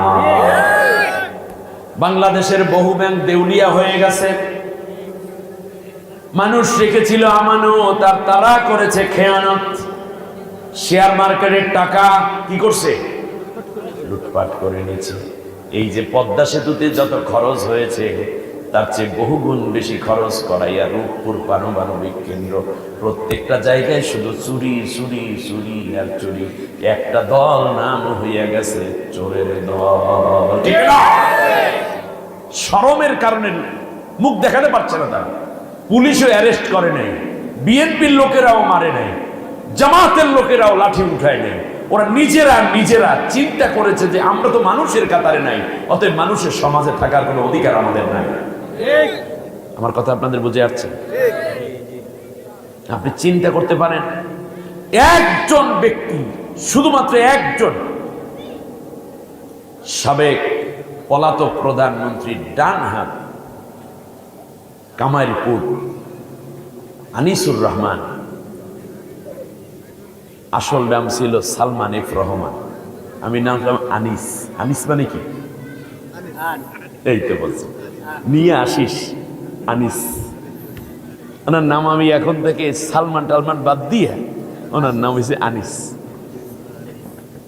এই আনিসের কামে লাগাইস। আনিস একাই 36,000 কোটি টাকা বাংলাদেশ থেকে বিদেশে পাচার করেছে। Can you imagine? আপনি ধারণা করতে পারেন 36,000 কোটি টাকা। 1 কোটি টাকার মালিক এখানে কয়জন আছে? সেইটার 100 কোটি না, 200 কোটি না, 1000 কোটি না, 36,000 কোটি একজন। বাকিগুলো তো বাদ দিলাম। আর একজন ভূমিমন্ত্রী, সে তো বিদেশ কিনে ফেলাইছে। তার 750 বাড়ি আছে আমেরিকা, লন্ডন, ফ্রান্স, কানাডায়।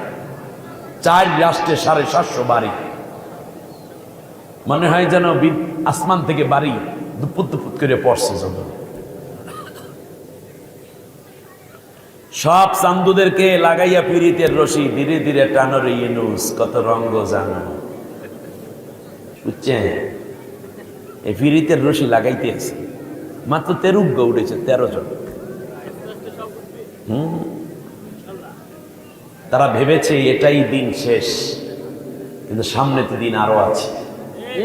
আমাদেরকে সচেতন থাকতে হবে। তারা ইস্কনকে ব্যবহার করতেছে। আজকে ইস্কনের বড় এক লিডার ধরা পড়েছে। ইস্কনকে বলি, তোমরা কি তা আমরা জানি। তোমরা যে কি বলেন, তোমরা যে কি তা আমরা জানি। আপনাদেরকে ছোট্ট একটা রিপোর্ট দিই। ISKCON liberation international society for consciousness, international society for Krishna consciousness, Hare Krishna movement বা হরে কৃষ্ণ আন্দোলন যুক্তরাষ্ট্রের নিউ ইয়র্কে 1966 সালে একজন হিন্দু ইস্কন প্রতিষ্ঠা করে, যার নাম অভয় চরণবিন্দ ভক্তি বেদান্ত স্বামী প্রভুপাদ। মূলত এই ব্যক্তিটি হিন্দু না, সে ছিল একজন ইহুদি। ইহুদিদের হিন্দুদের মধ্যে যে সংগঠন, সশস্ত্র সংগঠন, সেইটার নাম হলো ইস্কন। ভালো করে বোঝা উচিত। ভারতের নদিয়া জেলার মায়াপুরে এর প্রধান কেন্দ্র। বাংলাদেশের ঢাকার স্বামীবাগে একটা কারখানা তারা বানাইয়ে রাখছে। বাংলাদেশের মেথর শ্রেণী, নিচু প্রকৃতির হিন্দু বর্ণ এবং হরিজন, হরিজন বুঝেন, ওই যে মেথর, হরিজন সম্প্রদায়। আর ওই যে সিলেটের চা তুলে যেই মহিলারা হিন্দু, এরাই ছিল প্রথম তাদের টার্গেট। তারা প্রথমে 1 বিলিয়ন, গত 2 বছর আগে 3 বিলিয়ন টাকা বরাদ্দ দিয়ে তাদের পক্ষে ইসলামের বিরুদ্ধে, বাংলাদেশের বিরুদ্ধে ষড়যন্ত্রের জন্য হাজার কাজের আয়োজন তারা করেছে। 60-এর দশকে তারা হতাশাগ্রস্ত সমাজ, ওই যে পশ্চিমা বিশ্বকে কিছু ধ্যান ধারণা দিয়ে যোগ ব্যায়ামের নামে আকৃষ্ট করে। ভারতীয় কীর্তনের দ্রৌপদী সুরের সাথে পশ্চিমা ঘরানার জনপ্রিয় সঙ্গীতের তাল লয় সুর সংযুক্ত করে হরে কৃষ্ণ কীর্তনগুলো দারুণ শ্রুতি মধুর করে তোলে। কৃষ্ণ, এই যে আমাদের দেশের সাবেক এই যে পলাতক শিক্ষামন্ত্রী, কি যেন চট্টগ্রামের নাম, নওফেল। এই নওফেল, চিন্তা করেন, একজন মুসলমান ঘরের সন্তানকে ইস্কন টার্গেট করে তারপরে তাকে বাংলাদেশের শিক্ষামন্ত্রী বানাই দিয়েছে। আমার কথা আপনাদের বুঝে আসবে না মনে হয়। জন লেননের গিভ পিস আ চান্স একটা গান পশ্চিমা বিশ্বে, এইটাকে তারা সুর লয় দিয়ে সাজায় এই নৃত্যের মতো করে সাজিয়েছে। আপনারা শুনে আশ্চর্য হবেন, নিউ ইয়র্কের মার্কিন ফেডারেল কোর্টে কয়েকটি আলোচিত মামলা হয় 1976 সালে। তার মধ্যে পিপল বিএস মার্ফি, জনগণ বনাম মার্ফি, এই দুই মার্কিন নাগরিক ইসকনের বিরুদ্ধে অভিযোগ করে। 1987 সালে আরেকটি মামলা হয় ইসকন নেতা কীর্তানন্দের বিরুদ্ধে। মার্কিন আদালতে হত্যা মামলা করা হয়। চার্জ গঠনে তাকে 20 বছর কারাদণ্ড দেওয়া হয়। মার্কিন আদালত তাদেরকে কি দিয়েছে? কারাদণ্ড দিয়েছে। মামলার অভিযোগে বলা হয় আসামি তার সঙ্গী সাথীদের নিয়ে বিরাট এক অপরাধী গ্যাং তৈরি করে তুলেছিল। 1976 সালের সেই রিপোর্ট আপনারা দেখতে পারেন, নেটে আছে। এমনকি আপনারা ওয়েবসাইটে খুঁজতে পারেন, অথবা আপনারা গুগলে গিয়ে সার্চ দিতে পারেন ইসকন কি করে। অর্থাৎ তারা একটা সশস্ত্র গোষ্ঠী তৈরি করে ফেলেছিল আমেরিকার মতো জায়গায়। পরবর্তীতে ওইটার নাম দেয় হচ্ছে র্যাকেট টার্নিং। একে অপরাধী কীর্তনানন্দ 8 বছর জেল খাটে। তার 500 ভক্তকে প্রতারণার দায়ে অভিযুক্ত করা হয় এবং জেল দেয়া হয়। এছাড়াও ইসকন 70 এবং 80 দশকে শিশু নির্যাতন এবং শিশু বলৎকারের একাধিক মামলায় টার্লি কেস, যা সারা দুনিয়ায় হইচই ফেলে। পরে ইসকন নিষিদ্ধ করা হয় 2004 সালে। রায় ছিল এরকম, 90 কোটি মার্কিন ডলার ইসকনের বিরুদ্ধে জরিমানা করা হয়। বাংলাদেশে ইসকনকে বোঝা দরকার। বাংলাদেশ সরকার গোয়েন্দা বাহিনীকে বলবো, ভালো করে বুঝুন, পলাতক সরকার এই ইসকনকে ব্যবহার করে ভারতের মদদে মুসলমানদেরকে আবার হত্যাযজ্ঞে লিপ্ত হওয়ার সম্ভাবনা আছে। বাংলাদেশের সেনাবাহিনী, বাংলাদেশের পুলিশ, ডিবি, ডিএসবি, ডিবি যারা আছেন তারা সচেতন থাকুন, সতর্ক থাকুন অ্যাবাউট ইসকন।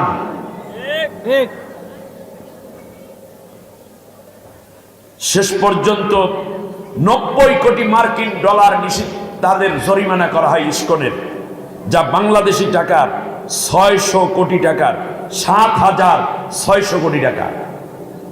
7,000 জরিমানা করছে কে? আমেরিকা। কাদের? ইসকনের। শুধু তাই না, মাত্র ইসকন 1.5 কোটি টাকা পরিশোধ করে মাপ চায়। 1.5 কোটি টাকা মানে 127 কোটি টাকা। বিভিন্ন দেশে, বিভিন্ন রাষ্ট্রে উচ্চপদস্থ কর্মকর্তা এবং ধনী ব্যক্তিরাই তাদের টার্গেট। আগে জানি ইসকন কোত্থেকে আসছে। শোনেন, ইসকনের প্রতিষ্ঠাতা, আমার কথা আবার না বুঝতেছেন এরকম নাকি? ইসকনের প্রতিষ্ঠাতা অভয় করুণাবিন্দ ইহুদি ধর্ম দ্বারা পরিচালিত ও প্রভাবিত ছিলেন। ইসকন ইহুদি পরিচালিত হিন্দু একটি সংগঠনের নাম। পরিচালনা করে কারা? যারা ফিলিস্তিনে আমাদের মা, বোন, ভাই, শিশুদেরকে হত্যা করছে, ঠিক না বলেন? ভারতের হিন্দুদেরকে তারা প্রথম টার্গেট করে। বাংলাদেশ এবং এই দেশে যেহেতু মুসলমান আছে কাছাকাছি, মুসলিম রাষ্ট্র, এদেরকে চরম বিব্রতকর পরিস্থিতি ফেলার জন্য এই কাজগুলো তারা করে। এবার শুনুন, ইসকনের প্রভাবশালী নেতা জয়া দত্ত স্বামী। জয়া দত্ত স্বামী শুনতে কি হিন্দু মনে হয় নাকি ইহুদি মনে হয়? হিন্দু মনে হয় না? স্বামী বিবেকানন্দ, এই নামগুলো আছে না, জয়া দত্ত স্বামী। আসলে সে জয়া দত্ত স্বামীই না, তার আসল নাম হচ্ছে জে ইসরাইল। তথ্য ভাস করে গেলাম, বুঝালেন পরে। তার জন্ম যুক্তরাষ্ট্রের নিউ জার্সিতে একটি ইহুদি পরিবারে। ইসকনের পরিচালন নীতি নির্ধারণের আরেকজন নেতা হলো রাজনাথ স্বামী। নাম কি? রাজনাথ স্বামী। রাজনাথ স্বামী না, হিন্দুদেরও বোঝা দরকার। তার আসল নাম হলো রিচার্ড স্লাভিন। নাম কি? তিনি পারিবারিক সূত্রে ইহুদি, তার মায়ের নাম হলো ইডেল রেজার্ট স্লাভিন। আমার ওয়াজ বুঝতে কষ্ট হচ্ছে আপনাদের? ভারত ও বাংলাদেশের স্কুলগুলো বাচ্চাদেরকে দুপুরে খানা দিয়া ওই যে হরে হরে কৃষ্ণ কৃষ্ণ রাম রাম এগুলো যে বলাইতো, এই লোক যে সেও একজন ইহুদি পরিবারের লোক। 1991 সালের ডিসেম্বরে সোভিয়েত ইউনিয়ন ভেঙে যাওয়ার পর ইসকন দ্রুত বিস্তার লাভ করে। আমি সংক্ষেপে যেটা বললাম, আজকে বাংলাদেশের বিরুদ্ধে এই ষড়যন্ত্রগুলো আসতেছে, আমাদের বুঝতে হবে, ঠিক না বলেন? এক নম্বর হচ্ছে, দেখছেন কি সুন্দর ওয়াজ যাচ্ছে, খেয়াল করো। এক নম্বর মুনাফিকের এক নম্বর আলো কথা হলো কি? দ্বিতীয় কি? আমানত খেয়ানত করে। 36,000 কোটি টাকার শুধু না, আরো আছে সম্পদ। সাদা দাড়ি, সাদা চুল, সাদা মোষ, সাদা পাঞ্জাবি, টুপি গেঞ্জি, সাদা টুপিও পরে, নাম দেশে দরবেশ। খবর পাওয়ার পর যে আয় হায় আমি তো শেষ পর্যন্ত সদরঘাটের কুলি হইয়া রওনা করছে। লঙ্গি পরা, সাদা দাড়িগুলারে কামাইছে, সাদা চুলগুলারে কালা করছে, সাদা পাঞ্জাবি ছাইরা পরছে শার্ট প্যান্ট, একটা শার্ট পরছে।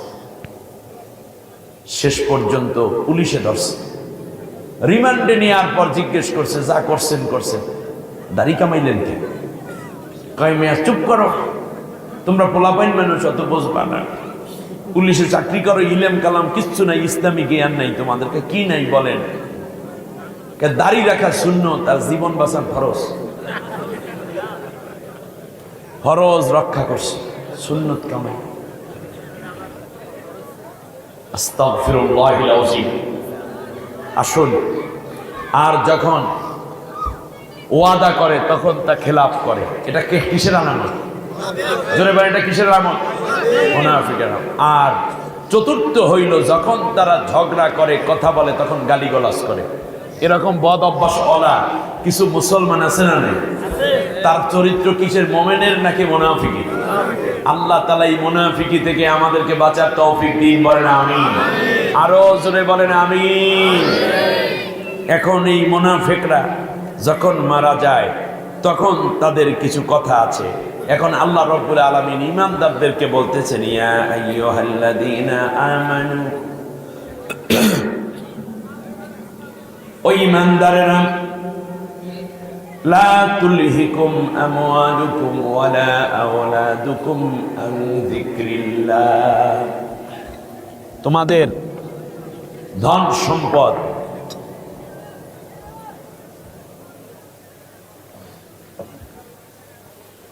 আর সন্তান সন্ততি যেন আমি আল্লাহর স্মরণ থেকে তোমাদেরকে গাফেল করে না দেয়। হাল খেতে চাষ করতেছেন, জুহুর ওয়াক্ত চলে যায়, নামাজের খবর নাই। আল্লাহ কৃষককে ডাক দিয়া কয়, ও ইমানদার কৃষক রে আব্দুর রহমান, তোরা হালাল রুটি যেন আমি আল্লাহকে ভুলাইয়া না দেয়। খেয়াল করেছেন? বরং আল্লাহ রাব্বুল আলামিন বলেন,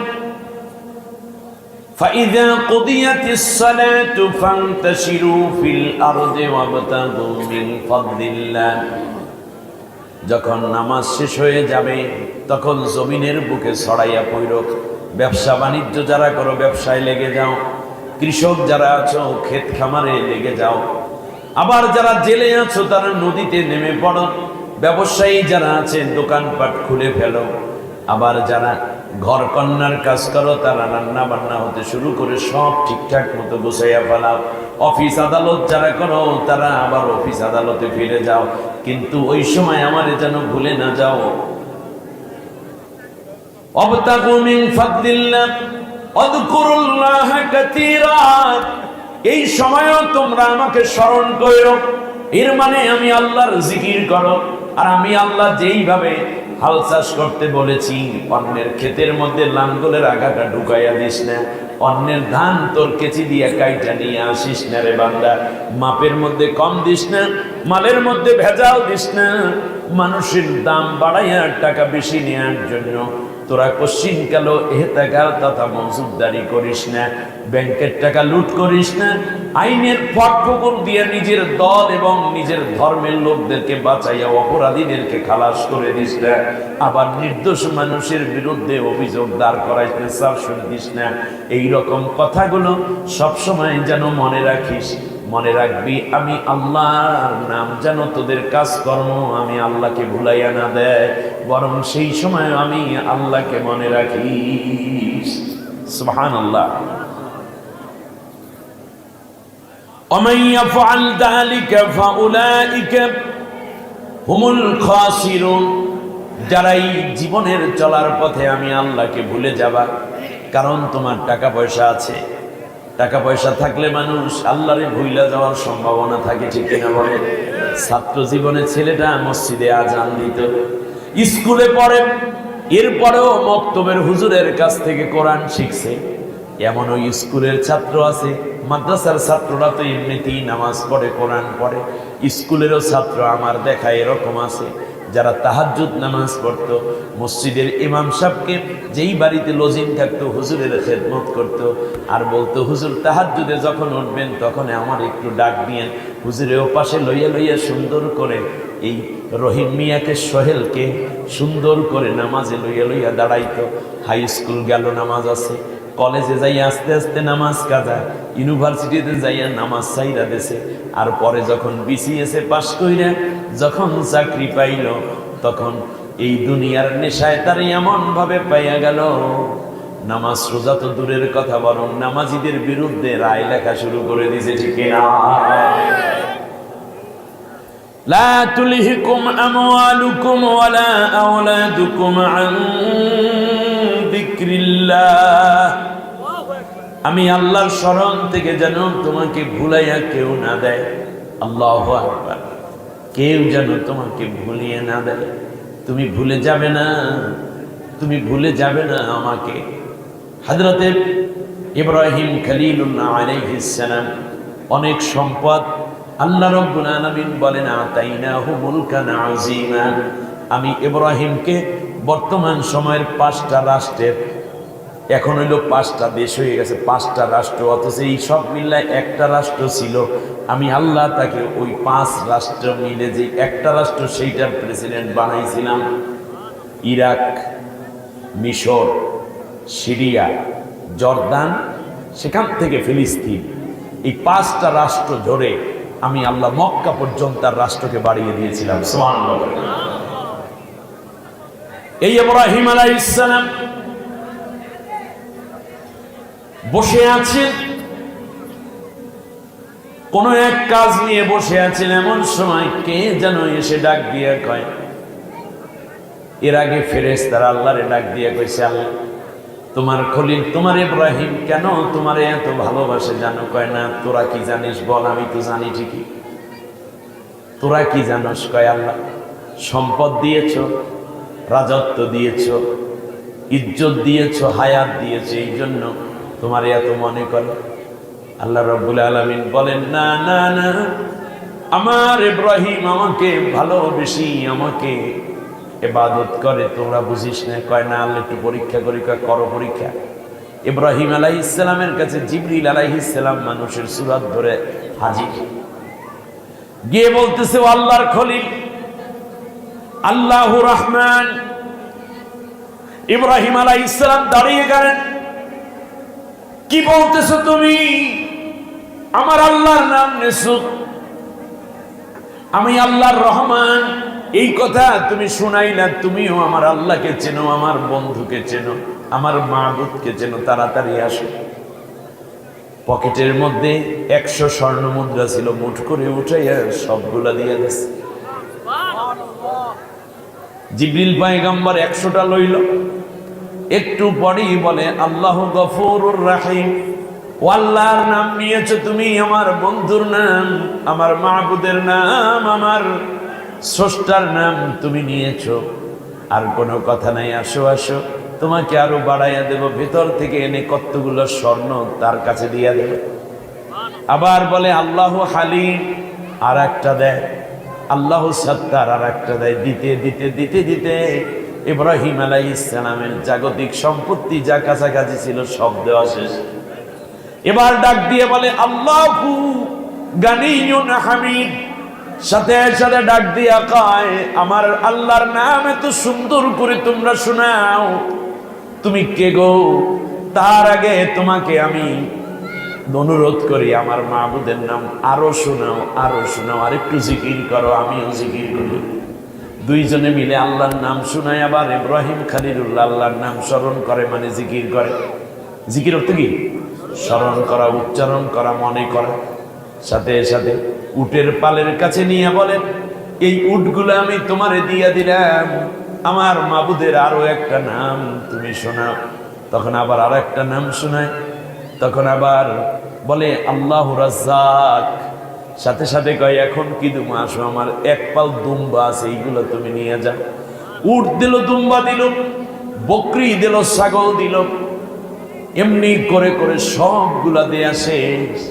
ইব্রাহিম আলাইহিস সালামের হাতে আর কিছু নেই, কিন্তু আল্লাহর নাম আরো শুনতে চায় ইব্রাহিম। এইবার ডাক দিয়া জিবরিল আলাইহিস সালাম মানুষের সূরত ধরেই বসে আছেন। বললেন, এখন তুমি কি দেবা? ইব্রাহিম আলাইহিস সালাম জিবরিলের হাতের মধ্যে হাত নিয়ে কয়, ভাইরে পথিক, তোমাকে আমি চিনি না, কিন্তু তুমি আমার মাবুদের এত সুন্দর সুন্দর নাম শুনাইলা, আর কোনো কথা নাই। তুমি প্রতিদিন একটা একটা করে আমার মাবুদের নাম স্মরণ করবে, আর আমি সারাদিন ভরে আমার মাবুদকে ডাকবো, মাবুদের নাম স্মরণ করব।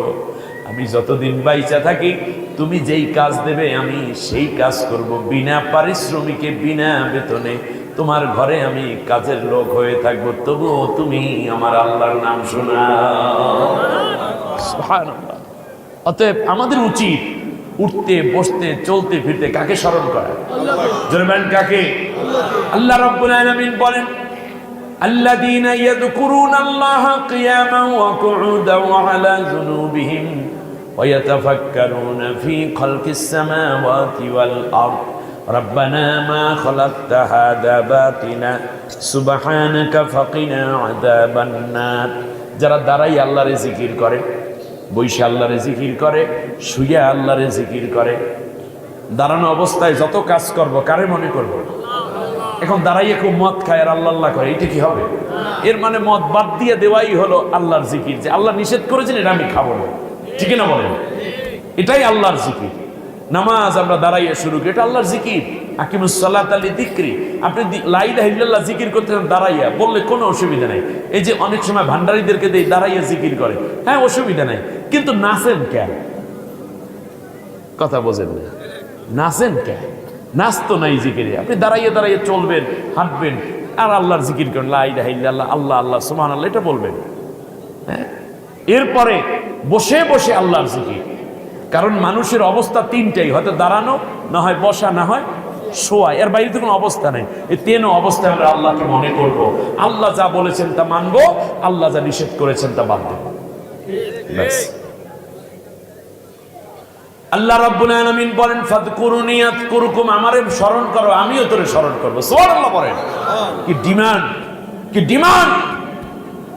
যুবক ভাইদেরকে বলবো, প্রত্যেকটা মুহূর্তে আল্লাহকে মনে করো। আল্লাহ তোমাকে মনে করে ভালোবেসে তোমার জীবনটা ধন্য করে দিবেন। আল্লাহ কবুল করুন আমাদের যুবকদেরকে, বলবে আমিন। এরপর আল্লাহ তাআলা বলছেন, আমি আল্লাহর জিকির থেকে যেন তোমাদেরকে গাফেল না করে। আর একটা আল্লাহ, আমি আল্লাহর কথা শোনো। আর যারাই আমি আল্লাহকে ভুলে যাবে তারা ক্ষতির মধ্যে পড়ে যাবে। কিসের মধ্যে? ক্ষতির মধ্যে। আপনি বলতে পারেন, হুজুর আমরা কি আর ক্ষতি করব, ক্ষতি করব না। দুনিয়া আখিরাত দুইও দিক থেকে ক্ষতি হয়ে যাবে যদি আপনি আল্লাহকে ভুলে যান। আল্লাহকে আমরা যেন মনে রেখে, কারণ আমি আপনাকে বলি, যদি নেটওয়ার্ক না থাকে, এন্টিনা না থাকে, তাহলে ওই মোবাইলের কোনো দাম আছে? ওই সিমের কোনো দাম আছে? ভাঙ্গাচুরো একটা মোবাইল, কিন্তু নেট ফ্রি, দাম আছে, ঠিক না? সব কাছে। আল্লাহ হইলেন আমাদের নেট, ট্রান্সফর্মারগুলো লাগবে। এখন আল্লাহর সাথে যদি আমাদের কানেকশন না থাকে, নেট কানেকশন না থাকে, তাহলে আমি নেটওয়ার্কের বাইরে মানে আমার জীবনটা শেষ, এটার কোনো দাম নেই। অতএব আল্লাহর সাথে সম্পর্ক করার জন্য যতগুলো পথ আছে, ইবাদত, জিকির, আজকার, তার পাশাপাশি কোরআন তেলাওয়াত, এই নামাজ, রোজা, আল্লাহর দ্বীন প্রতিষ্ঠার আন্দোলন করা, আল্লাহ তাআলার সাথে সম্পর্ক করার জন্য যত লাইন আছে, আল্লাহ যেন সেগুলো আমাদের এস্টাবলিশ করার তৌফিক দান করেন। এটাকে আরবিতে বলে তাআল্লুক মা আল্লাহ, আল্লাহর সাথে সম্পর্ক। এরপর আল্লাহ বলছেন, وأنفقوا مما رزقناكم من قبل أن يأتي أحدكم الموت فيقول رب لولا أخرتني إلى أجل قريب فأصدق وأكن من الصالحين। মৃত্যুকাল যখন উপস্থিত হবে তখন প্রত্যেকটা মানুষ একটা আফসোস করবে।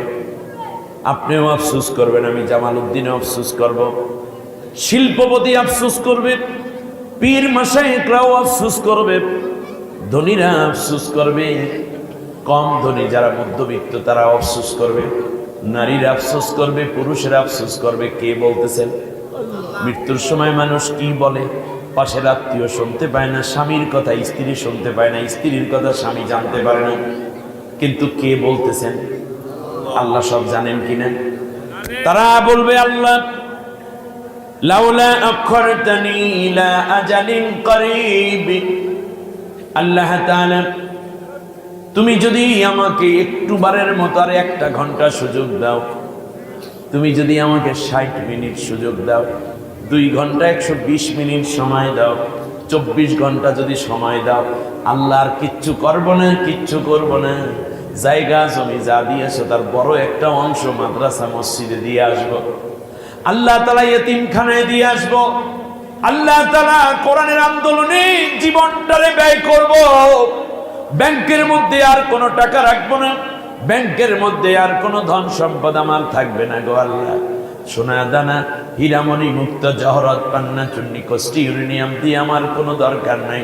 আল্লাহ তাআলা এইগুলা দিয়ে আইসা আমি একেবারে ওয়াকুম মিনাস সালিহিন, আমি একেবারে নেককার বান্দা হয়ে যাব। বলুন, এই সময় বান্দা যা বলবে আল্লাহ রাব্বুল আলামিন কি তা কবুল করবেন? কবুল করবেন না?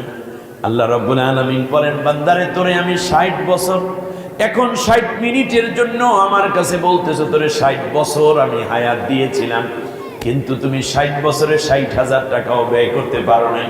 আর আজকে তুমি গেলে 60 লাখ টাকা ব্যয় করে আসবা, এই ধোঁকাবাজি তুমি আমাকে দিও না। ওয়ালা ইউআখিরাল্লাহ, আমি আল্লাহ রাব্বুল আলামিন এক মুহূর্ত তাকে আর সময় দেব না। তুমি যদি দিতে তাহলে 60 বছরের মধ্যেই দিতা। অতএব ধোঁকাবাজি করার কোনো সুযোগ আল্লাহর কাছে থাকবে না। আল্লাহ রাব্বুল আলামিন বলেন, মৃত্যু আসার আগে এই দানটা করো মৃত্যুর সময়, তাহলে মানুষ একটা আফসোস নিয়ে মরে। আল্লাহ রাব্বুল আলামিন যখন বান্দার কথা শুনবে, ফেরেশতাদেরকে ডাক দিয়ে বলবে, দেখো তো ওমর আলী কি বলতেছে, আমার জন্য এত ব্যয় করে আসতো, দেখো তো তার আমলনামায় শুক্রবারের বাক্সের মধ্যে কত কইরা দেয়, প্রত্যেক মাসে ইতিমখানায় কত দেয়, মাহফিলের মধ্যে গেলে কত দেয়, এমন কি মিসকিন অসহায় যখন হাত বাড়ায় তখন কত টাকার নোটটা দেয়। একটু হিসাব করে দেখো তো ফেরেশতারা। সাথে সাথে ফেরেশতারা পাতা উল্টাইতে থাকবে, উল্টাইয়া দেখবে, হ্যাঁ একদিন মাহফিলে যাওয়ার পর 1,000 টাকা দিছিল। আরেকটু পৃষ্ঠা উল্টাইয়া দেখবে, গত জুমায়ও সে 50 টাকা বাক্সে দিছে। তার 2 দিন আগে এলাকার একটা ইতিম বাচ্চা দেখে তারপর তার হাতে 500 টাকা দিছিল। তারপর দেখবে পৃষ্ঠা উল্টাইয়া মাদ্রাসায় একটা ইতিম বাচ্চার পুরো দায়িত্ব তুলে নিয়েছিল। ইতিমটারে কোলের মধ্যে কইরা বাড়িতে নিয়ে স্ত্রীর ডাক দিয়ে কইছে, প্রাণের স্ত্রী, তোমার জন্য একটা সন্তান নিয়ে আসছি, দেখো দেখো, আজ থেকে এই ছেলেটা, সোহেল নামের ছেলেটা আমাদের সন্তান হয়ে গেল। একে আমরা বড় করব, ও আলেম হবে, হাফেজ হবে। আমার ছেলে মেয়ে হাফেজা, আলেমা না হলেও এই ছেলেটাই একদিন আমাকে গোসল দেবে, জানাজা পড়াইয়া কবরে রাখবে। সুতরাং এই ছেলেটাকে আমি আমার ছেলে বানাইয়া রাখবো। বউটাও সুন্দর করে আদর করিয়া নিয়ে গেছে। আরেকটু পিছনের পৃষ্ঠা উল্টাইয়া দেখবে, একটা মসজিদ বানাইছে ওমর আলী। আবার একটু পিছনে গিয়ে দেখবে তার বোনটা অসুস্থ ছিল, বোনটা গরিব, তার জন্য একটা ঘর বানাইয়া দিয়েছে। আর একটু পৃষ্ঠা উল্টাইয়া দেখবে একজন গরিবকে একটা গরুর বাচ্চা কিনে আল্লাহর হস্তে দিয়ে দিয়েছে, ভাই এইটা নিয়ে যা, বড় সড়ো কইরা দেখ কিছু করতে পারো কিনা। কিছু মানুষকে কর্জে হাসানা দিয়েছে, পৃষ্ঠা উল্টাই দেখবে জাকাত দিয়েছে। আমার আল্লাহ ডাক দিয়ে কইবে, ওমর আলী রে, এই পর্যন্ত যত দান করেছ, তোর মনের আবেগ এখনো দান করা, যা যা এই পর্যন্ত যত কোটি টাকা তুই দান করেছ, মৃত্যুর সময় এই আক্ষেপের কারণে আরো ওই দানের সমান সওয়াবগুলো আমি আল্লাহ তাআলা ইতিমধ্যে যা দিয়েছি, আক্ষেপের কারণে সমান সওয়াব যোগ করে তোর জান কবজ করে নিলাম। আর এক দল আছে কিপটা, গরিবে যখন টাকা চাই উপরে 1000, তারপর 500, তারপর 200, 150, 20, 10 টাকার নোট, তার ভিতরে 5 টাকা, এরপর একটা আছে 2 টাকার নোট, সেইটা আবার সেরা, এর মধ্যে একটা ভালো আর একটা সেরা, সেরাটারে উঠাইয়া তারপর 2টা ঘষা দিয়েছে, আবার মুখের মধ্যে স্যাপ লাগাইয়া লইছে লালা, ঘষা দিয়ে 2টা চললে গেলে কিনে আবার নেও, খালি জ্বালায়, সব সময় খালি টাকা পয়সা করে, এত কি দরকার আছে? ওরে মোর খোদা, দিছে কয়টা? তোমাকে আল্লাহ দিলেন 2 কোটি, আর তুমি আল্লাহর পথে দিলা মাত্র 2 টাকা, তাও একটা খোটা দিয়ে বসলা, ঠিক না? এটা কৃপণ। আল্লাহ নবী সাল্লাল্লাহু আলাইহি ওয়াসাল্লাম কৃপণ ব্যক্তি আল্লাহর রহমত থেকে দূরে, জাহান্নামের কাছে, আর দানশীল ব্যক্তি আল্লাহ তাআলার জান্নাতের নিকটে থাকে, রহমতের মধ্যে। সুবহানাল্লাহ। এজন্য এই পৃথিবীতে দান করে কেউ কোনোদিন গরিব হয়নি। চ্যালেঞ্জ, পৃথিবীতে দান করে কেউ কোনোদিন গরিব হয়েছে আপনি কোন রিপোর্ট দেখাতে পারবেন না। তাহলে আল্লাহর আয়াত ভুল হয়ে যায়। নাউজুবিল্লাহ। আল্লাহ রাব্বুল আলামিন বলেন, মাতালুল লাযিনা ইউনফিকুনা আমওয়ালাহুম ফি সাবিলিল্লাহি কামাসালিন হাব্বা, যারা আমি আল্লাহর পথে ব্যয় করে তাদের উদাহরণ হলো এরকম, যেন একটা শস্য দানা রোপণ করেছেন, আপনি 1000 টাকা দিয়েছেন, মানে একটা শস্য দানা, সেখান থেকে 7টা শীষ জন্মাবে। কয়টা? 7টা। প্রত্যেক শীষের মাথায় 100 কইরা দানা, মোট কত হইল? বীজ 700। তাহলে আল্লাহ রাব্বুল আলামিন বলেন, এক দিলে আমি দেই কমপক্ষে কত গুণ? 700 গুণ। আল্লাহু ইউদাইফু লিমান ইয়াশাউ বিগাইরি হিসাব। এত দিলাম, হিসাব করে দিলাম, 1 টাকায় 700 টাকা, 1000-এ 7 লাখ টাকা। কিন্তু মনে রাখবা, আমি আল্লাহ যদি দেখি আমার বান্দা আমার সন্তুষ্টির জন্য দান করে দিয়েছে, তাহলে আমি আল্লাহ রাব্বুল আলামিন এত বেশি দেব, ও বান্দা কোনোদিন গুনে গুনে শেষ করতে পারবে না। শুধু এটাই নয়, আমার আল্লাহ ডাক দিয়ে বলেন, তোমার দানের কারণে আমি আল্লাহ সুবহানাহু ওয়া তাআলা আস-সাকি ও হাবিবুল্লাহ, তোমাকে আর সাধারণ কোনো মানুষ রাখবো না, তোমারে আমার দোস্ত বানাইয়া ফেলবো। আল্লাহ তাআলা বলে, আল্লাহর নবী বলেন, যখন কেউ দান করে তখন দানের টাকাটা আগে আল্লাহর হাতে যায়। সুবহানাল্লাহ। আল্লাহ নবী সাল্লাল্লাহু আলাইহি ওয়াসাল্লাম বলেছেন, আল আকিয়াসু মান দানা নাফসাহু ওয়া আমিলা লিমা বা'দাল মাউত। বুদ্ধিমান সেই ব্যক্তি, আমার দিকে তাকান, আমাদের সমাজে অনেক বুদ্ধিমান আছে, মাহফিল করি 24 বছর প্রায় হয়ে গেছে, বুদ্ধিমান চিনি না। যখনই শোনে যে হুজুরে মনে হয় টাকা চাইবে, আস্তে আস্তে করে ওটা শুরু করে। এইরকম কিছু বুদ্ধিমান আছেন, শরীয়ত করে নাই নাকি, টাকা পয়সার মালিক, কিন্তু যখনই দেখে ভাও খারাপ, এটা ভাও খারাপ না, এটাই ভালো ভাব। যখন আপনি জীবনে দানের একটু সুযোগ পাইছে, তখনই কোমরটা একটু ব্যথাও করে, মাথাটাও ঘুরায়, পেশাবে তখন চাপ দেয় বেশি, ঠিকই না কথা, তখনই মনে হয় ডায়াবেটিসে মাথাটা ঘুরান বাড়ছে। এইরকম কিছু লোক আছে। আবার কিছু লোক আছে দাঁড়াইয়া তাড়াতাড়ি চললে এসে কয় যে, হুজুর অত ওয়াজ করার দরকার নেই, 10,000 দিয়ে গেলাম। কারণ বেশি ওয়াজ করিয়ে টাকা দেওয়া লাগলে সব কমিয়া যাইবে, আগে দিলে আগে বেশি সব, ঠিকই না বলবো।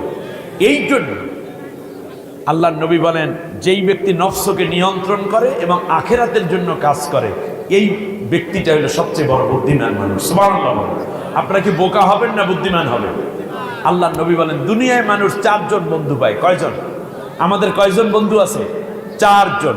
1 নম্বর হলো ধন সম্পদ, দ্বিতীয় হচ্ছে আমাদের আত্মীয় স্বজন, তৃতীয় হচ্ছে আমাদের সন্তান সন্ততি, খেয়াল করেছেন কিনা, আর চতুর্থ হচ্ছে আমাদের নেক আমল, খেয়াল করেছেন? ধন সম্পদকে এত ভালোবাসি, মৃত্যু যখন আসে ওই জানটা কবজ হওয়ার আগেই ধন সম্পদ এসে বলে, দোস্ত এখন আমি আর তোমার নাই, এখন তোমার সন্তানদের। আপনার মনে হয় বুঝতেছেন না? আপনার বাবাকেও বলেছে এখন আর তোমার নাই, তোমার সন্তানদের। আপনাকেও বলতেছে এখন তোমার নাই, তোমার সন্তানদের। আপনি আপনার বাবার জন্য কি করেন?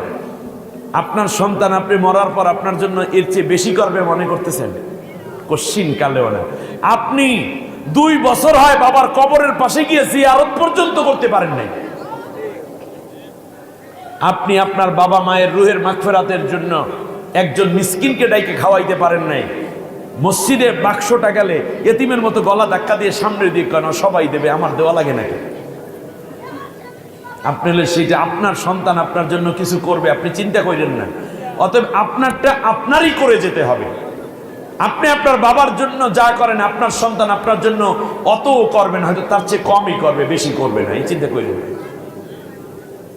আপনার জন্য আপনি করুন।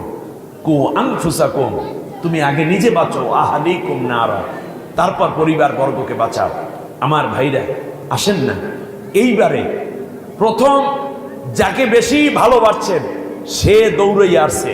সম্পদ আইসা, ব্যাংকের টাকা পয়সা, ধন দৌলত, গরু বাছুর, জায়গা জমি, সবগুলো সম্পদ এসে কানে কানে বলে, দোস্ত এখন আর আমি তোমার নাই, এখন তোমার উত্তরাধিকারদের হয়ে গেছি, তুমি বিদায়। দ্বিতীয়বারে চলে আসে আত্মীয় স্বজন।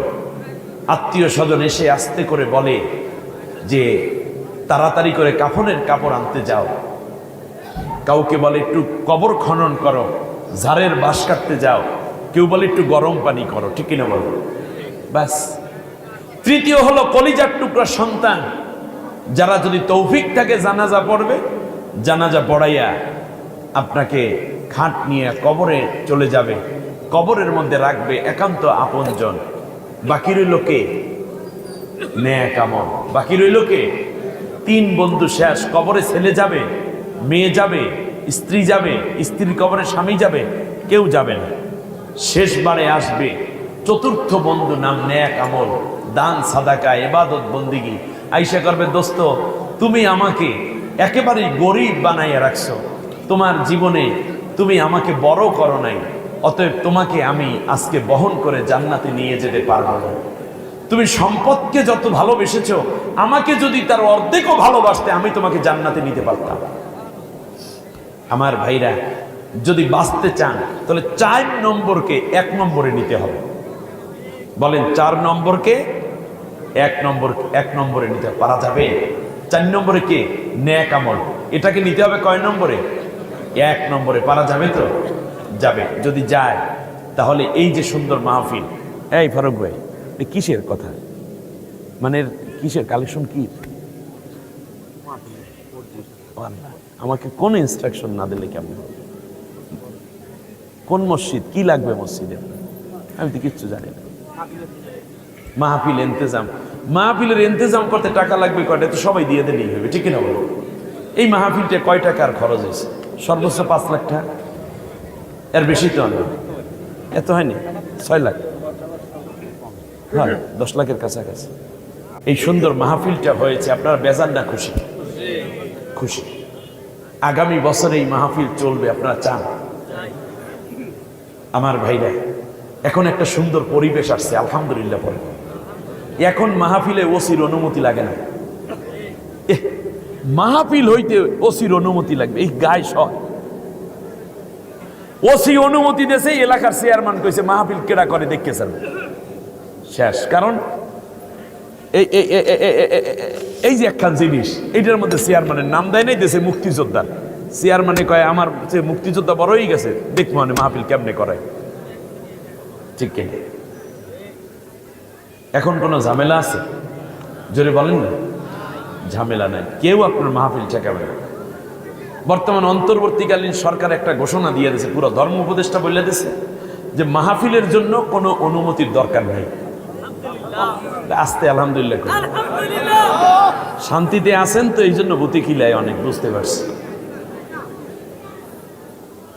সত্য কথা কইয়াও কমিটি মামলা খাইছে, হুজুরের মাইক কাইরা লইয়া গেছে। শেষকালে পুলিশের গাড়ি আজিদ টুনটুন ডুনডুন দেখে কোন দল করে, সরমনি করে না জমাত করে, হেফাজত করে না তবলিগ করে। যদি কোন রকম দেখতেছে না কোনো সমস্যা টমস্যা নাই, তাই মোটামুটি মাফ, আর না হইলে তো 6 বছর। এই মহা বিপদ থেকে এই জাতি আজকে মুক্ত। বেশি বেশি ইসলামের কাজ করার পরিবেশ হয়েছে, ঠিক না? বেশি বেশি ঝগড়া করার পরিবেশ হয়েছে, ইখতিলাফ করার পরিবেশ। কোনো ইখতিলাফ নেই, আমরা সবাই মিলে মুসলিম। আল্লাহর নবী বলেছেন, শোনো, মান সাল্লা সালাতানা ওয়াস্তাকবালা কিবলাতানা ওয়া আকালা দাবিহাতানা কাযালিকাল মুসলিম। কি সুন্দর কথা, হ্যাঁ, কত সুন্দর। আপনি যে তরিকার হন, যে মাযহাবের হন, যে মাসলাকের হন, ওটা কোনো ব্যাপার না। নবী বলছেন, যে ব্যক্তি আমরা নামাজ পড়ি আর যারা নামাজ পড়ে, আমাদের মতো নামাজ পড়ে, আমাদের কেবলাকে কেবলা মানে, আর আমাদের পশু জবা করা পশু খায়, এরা সব মুসলিম, এরা তোমাদের সবাই দ্বীনি ভাই। সুবহানাল্লাহ। তাহলে ইসলাম কঠিন না সহজ? কিন্তু আমরা এটারে কঠিন করছি। টুপি এক পদের আপনার হইতে পারে, জামা আমার একটা আপনার আর একটা হতে পারে, জিকির আপনার একরকম আমার একরকম, কিন্তু আল্লাহ তো বিভিন্ন রকম না। তা আল্লাহ যেহেতু এক, ওই আল্লাহরে মানি। কেবলা তো আমাদের পরিবর্তন হয়নি, কেবলা তো একটাই আছে। নবীও পরিবর্তন হয়, নবীও আছে। কলমাও পরিবর্তন হয়, কলমাটা আছে। কোরআনও পরিবর্তন হয় নাই, কোরআনটা আছে। অতএব যেইগুলা এক আছে, সেইগুলাই আমরা এক হইয়া সবাই মিলে মিশে আগামীর পার্লামেন্ট আল্লাহর কোরআনের পার্লামেন্ট বানাতে হবে, ঠিক না? বক্ষ চক্করের আর সময় নেই, সুযোগ আসছে। সবাই মিলে মিশে আল্লাহর কোরআনের পতাকা উড্ডীন করে বাংলাদেশকে ইসলামী রাষ্ট্র পরিচালনা করার জন্য ব্যবস্থা করতে হবে। ইমানদার হলে আল্লাহর কোরআনের পক্ষেই থাকবো। আল্লাহ কবুল করুন, বলেন আমিন। এই মাহফিলটা খরচ হয়েছে, কর্তৃপক্ষ একটু চিন্তায় পড়ে গেছে। হুজুরের দাওয়াত দিছি, একটু তবারকেরও ব্যবস্থা করছি। এই তবারক বানাইতে যাই একটু কষ্ট হয়েছে না? আপনি আজকে মনে করেন 2000 মানুষে খাবে, 2000 মানুষের একসাথে খাওয়াইতে আপনি আমি পারতাম না, পারতাম না। কিন্তু এখানে যদি আমার 1000 টাকা থাকে, তাহলে 1000 টাকা তো 2000 মানুষের খানার মধ্যেই আছে, ঠিক না? তাহলে 2000 মানুষের খাওয়ানোর সমান সওয়াব আল্লাহ আপনার আমলনামায় দিয়ে দেবেন, কারণ আপনি নিয়ত করছেন 2000-এরই খাওয়ানো, ঠিক না? এখানে এই কোরআনের আলোচনা হলো, দোয়া হবে, তেলাওয়াত হলো, জিকির হলো, দুরুদ হলো, সালাম হলো। এলাকার সমস্ত মুর্দেগানদেরকে আল্লাহ ছুটি দিয়ে দিয়েছে, সুবহানাল্লাহ। কারণ কোরআনের বরকতে, কোরআন ইজ্জতের দিকে তাকাইয়া, কোরআনের উসিলায় আল্লাহ সব কবরবাসীকে ছুটি দিয়ে দিয়েছে, সুবহানাল্লাহ। যাও মাদ্রাসার মাহফিল, সেখানে হাজির হও আমার ভাইরা। এমনিতেই আমি জানি শরীয়তপুরের মানুষগুলো যথেষ্ট দিনদার, বিশেষ করে ইসলামের ক্ষেত্রে তাদের উদারতা অনেক বেশি, বাংলাদেশের যে কোনো জায়গার চেয়ে। আর জাজিরার মানুষ তো আরও বেশি। তার কারণ এখানকার মানুষগুলো অনেকে স্মার্ট হয়ে গেছে। বিদেশে অনেক বাচ্চারা আছে, আপনাদের ফ্যামিলির লোকজন আছে। নবীজি বলেছেন, আর সদাকতু তুরাদ্দুল বালা, তুমি দান করো,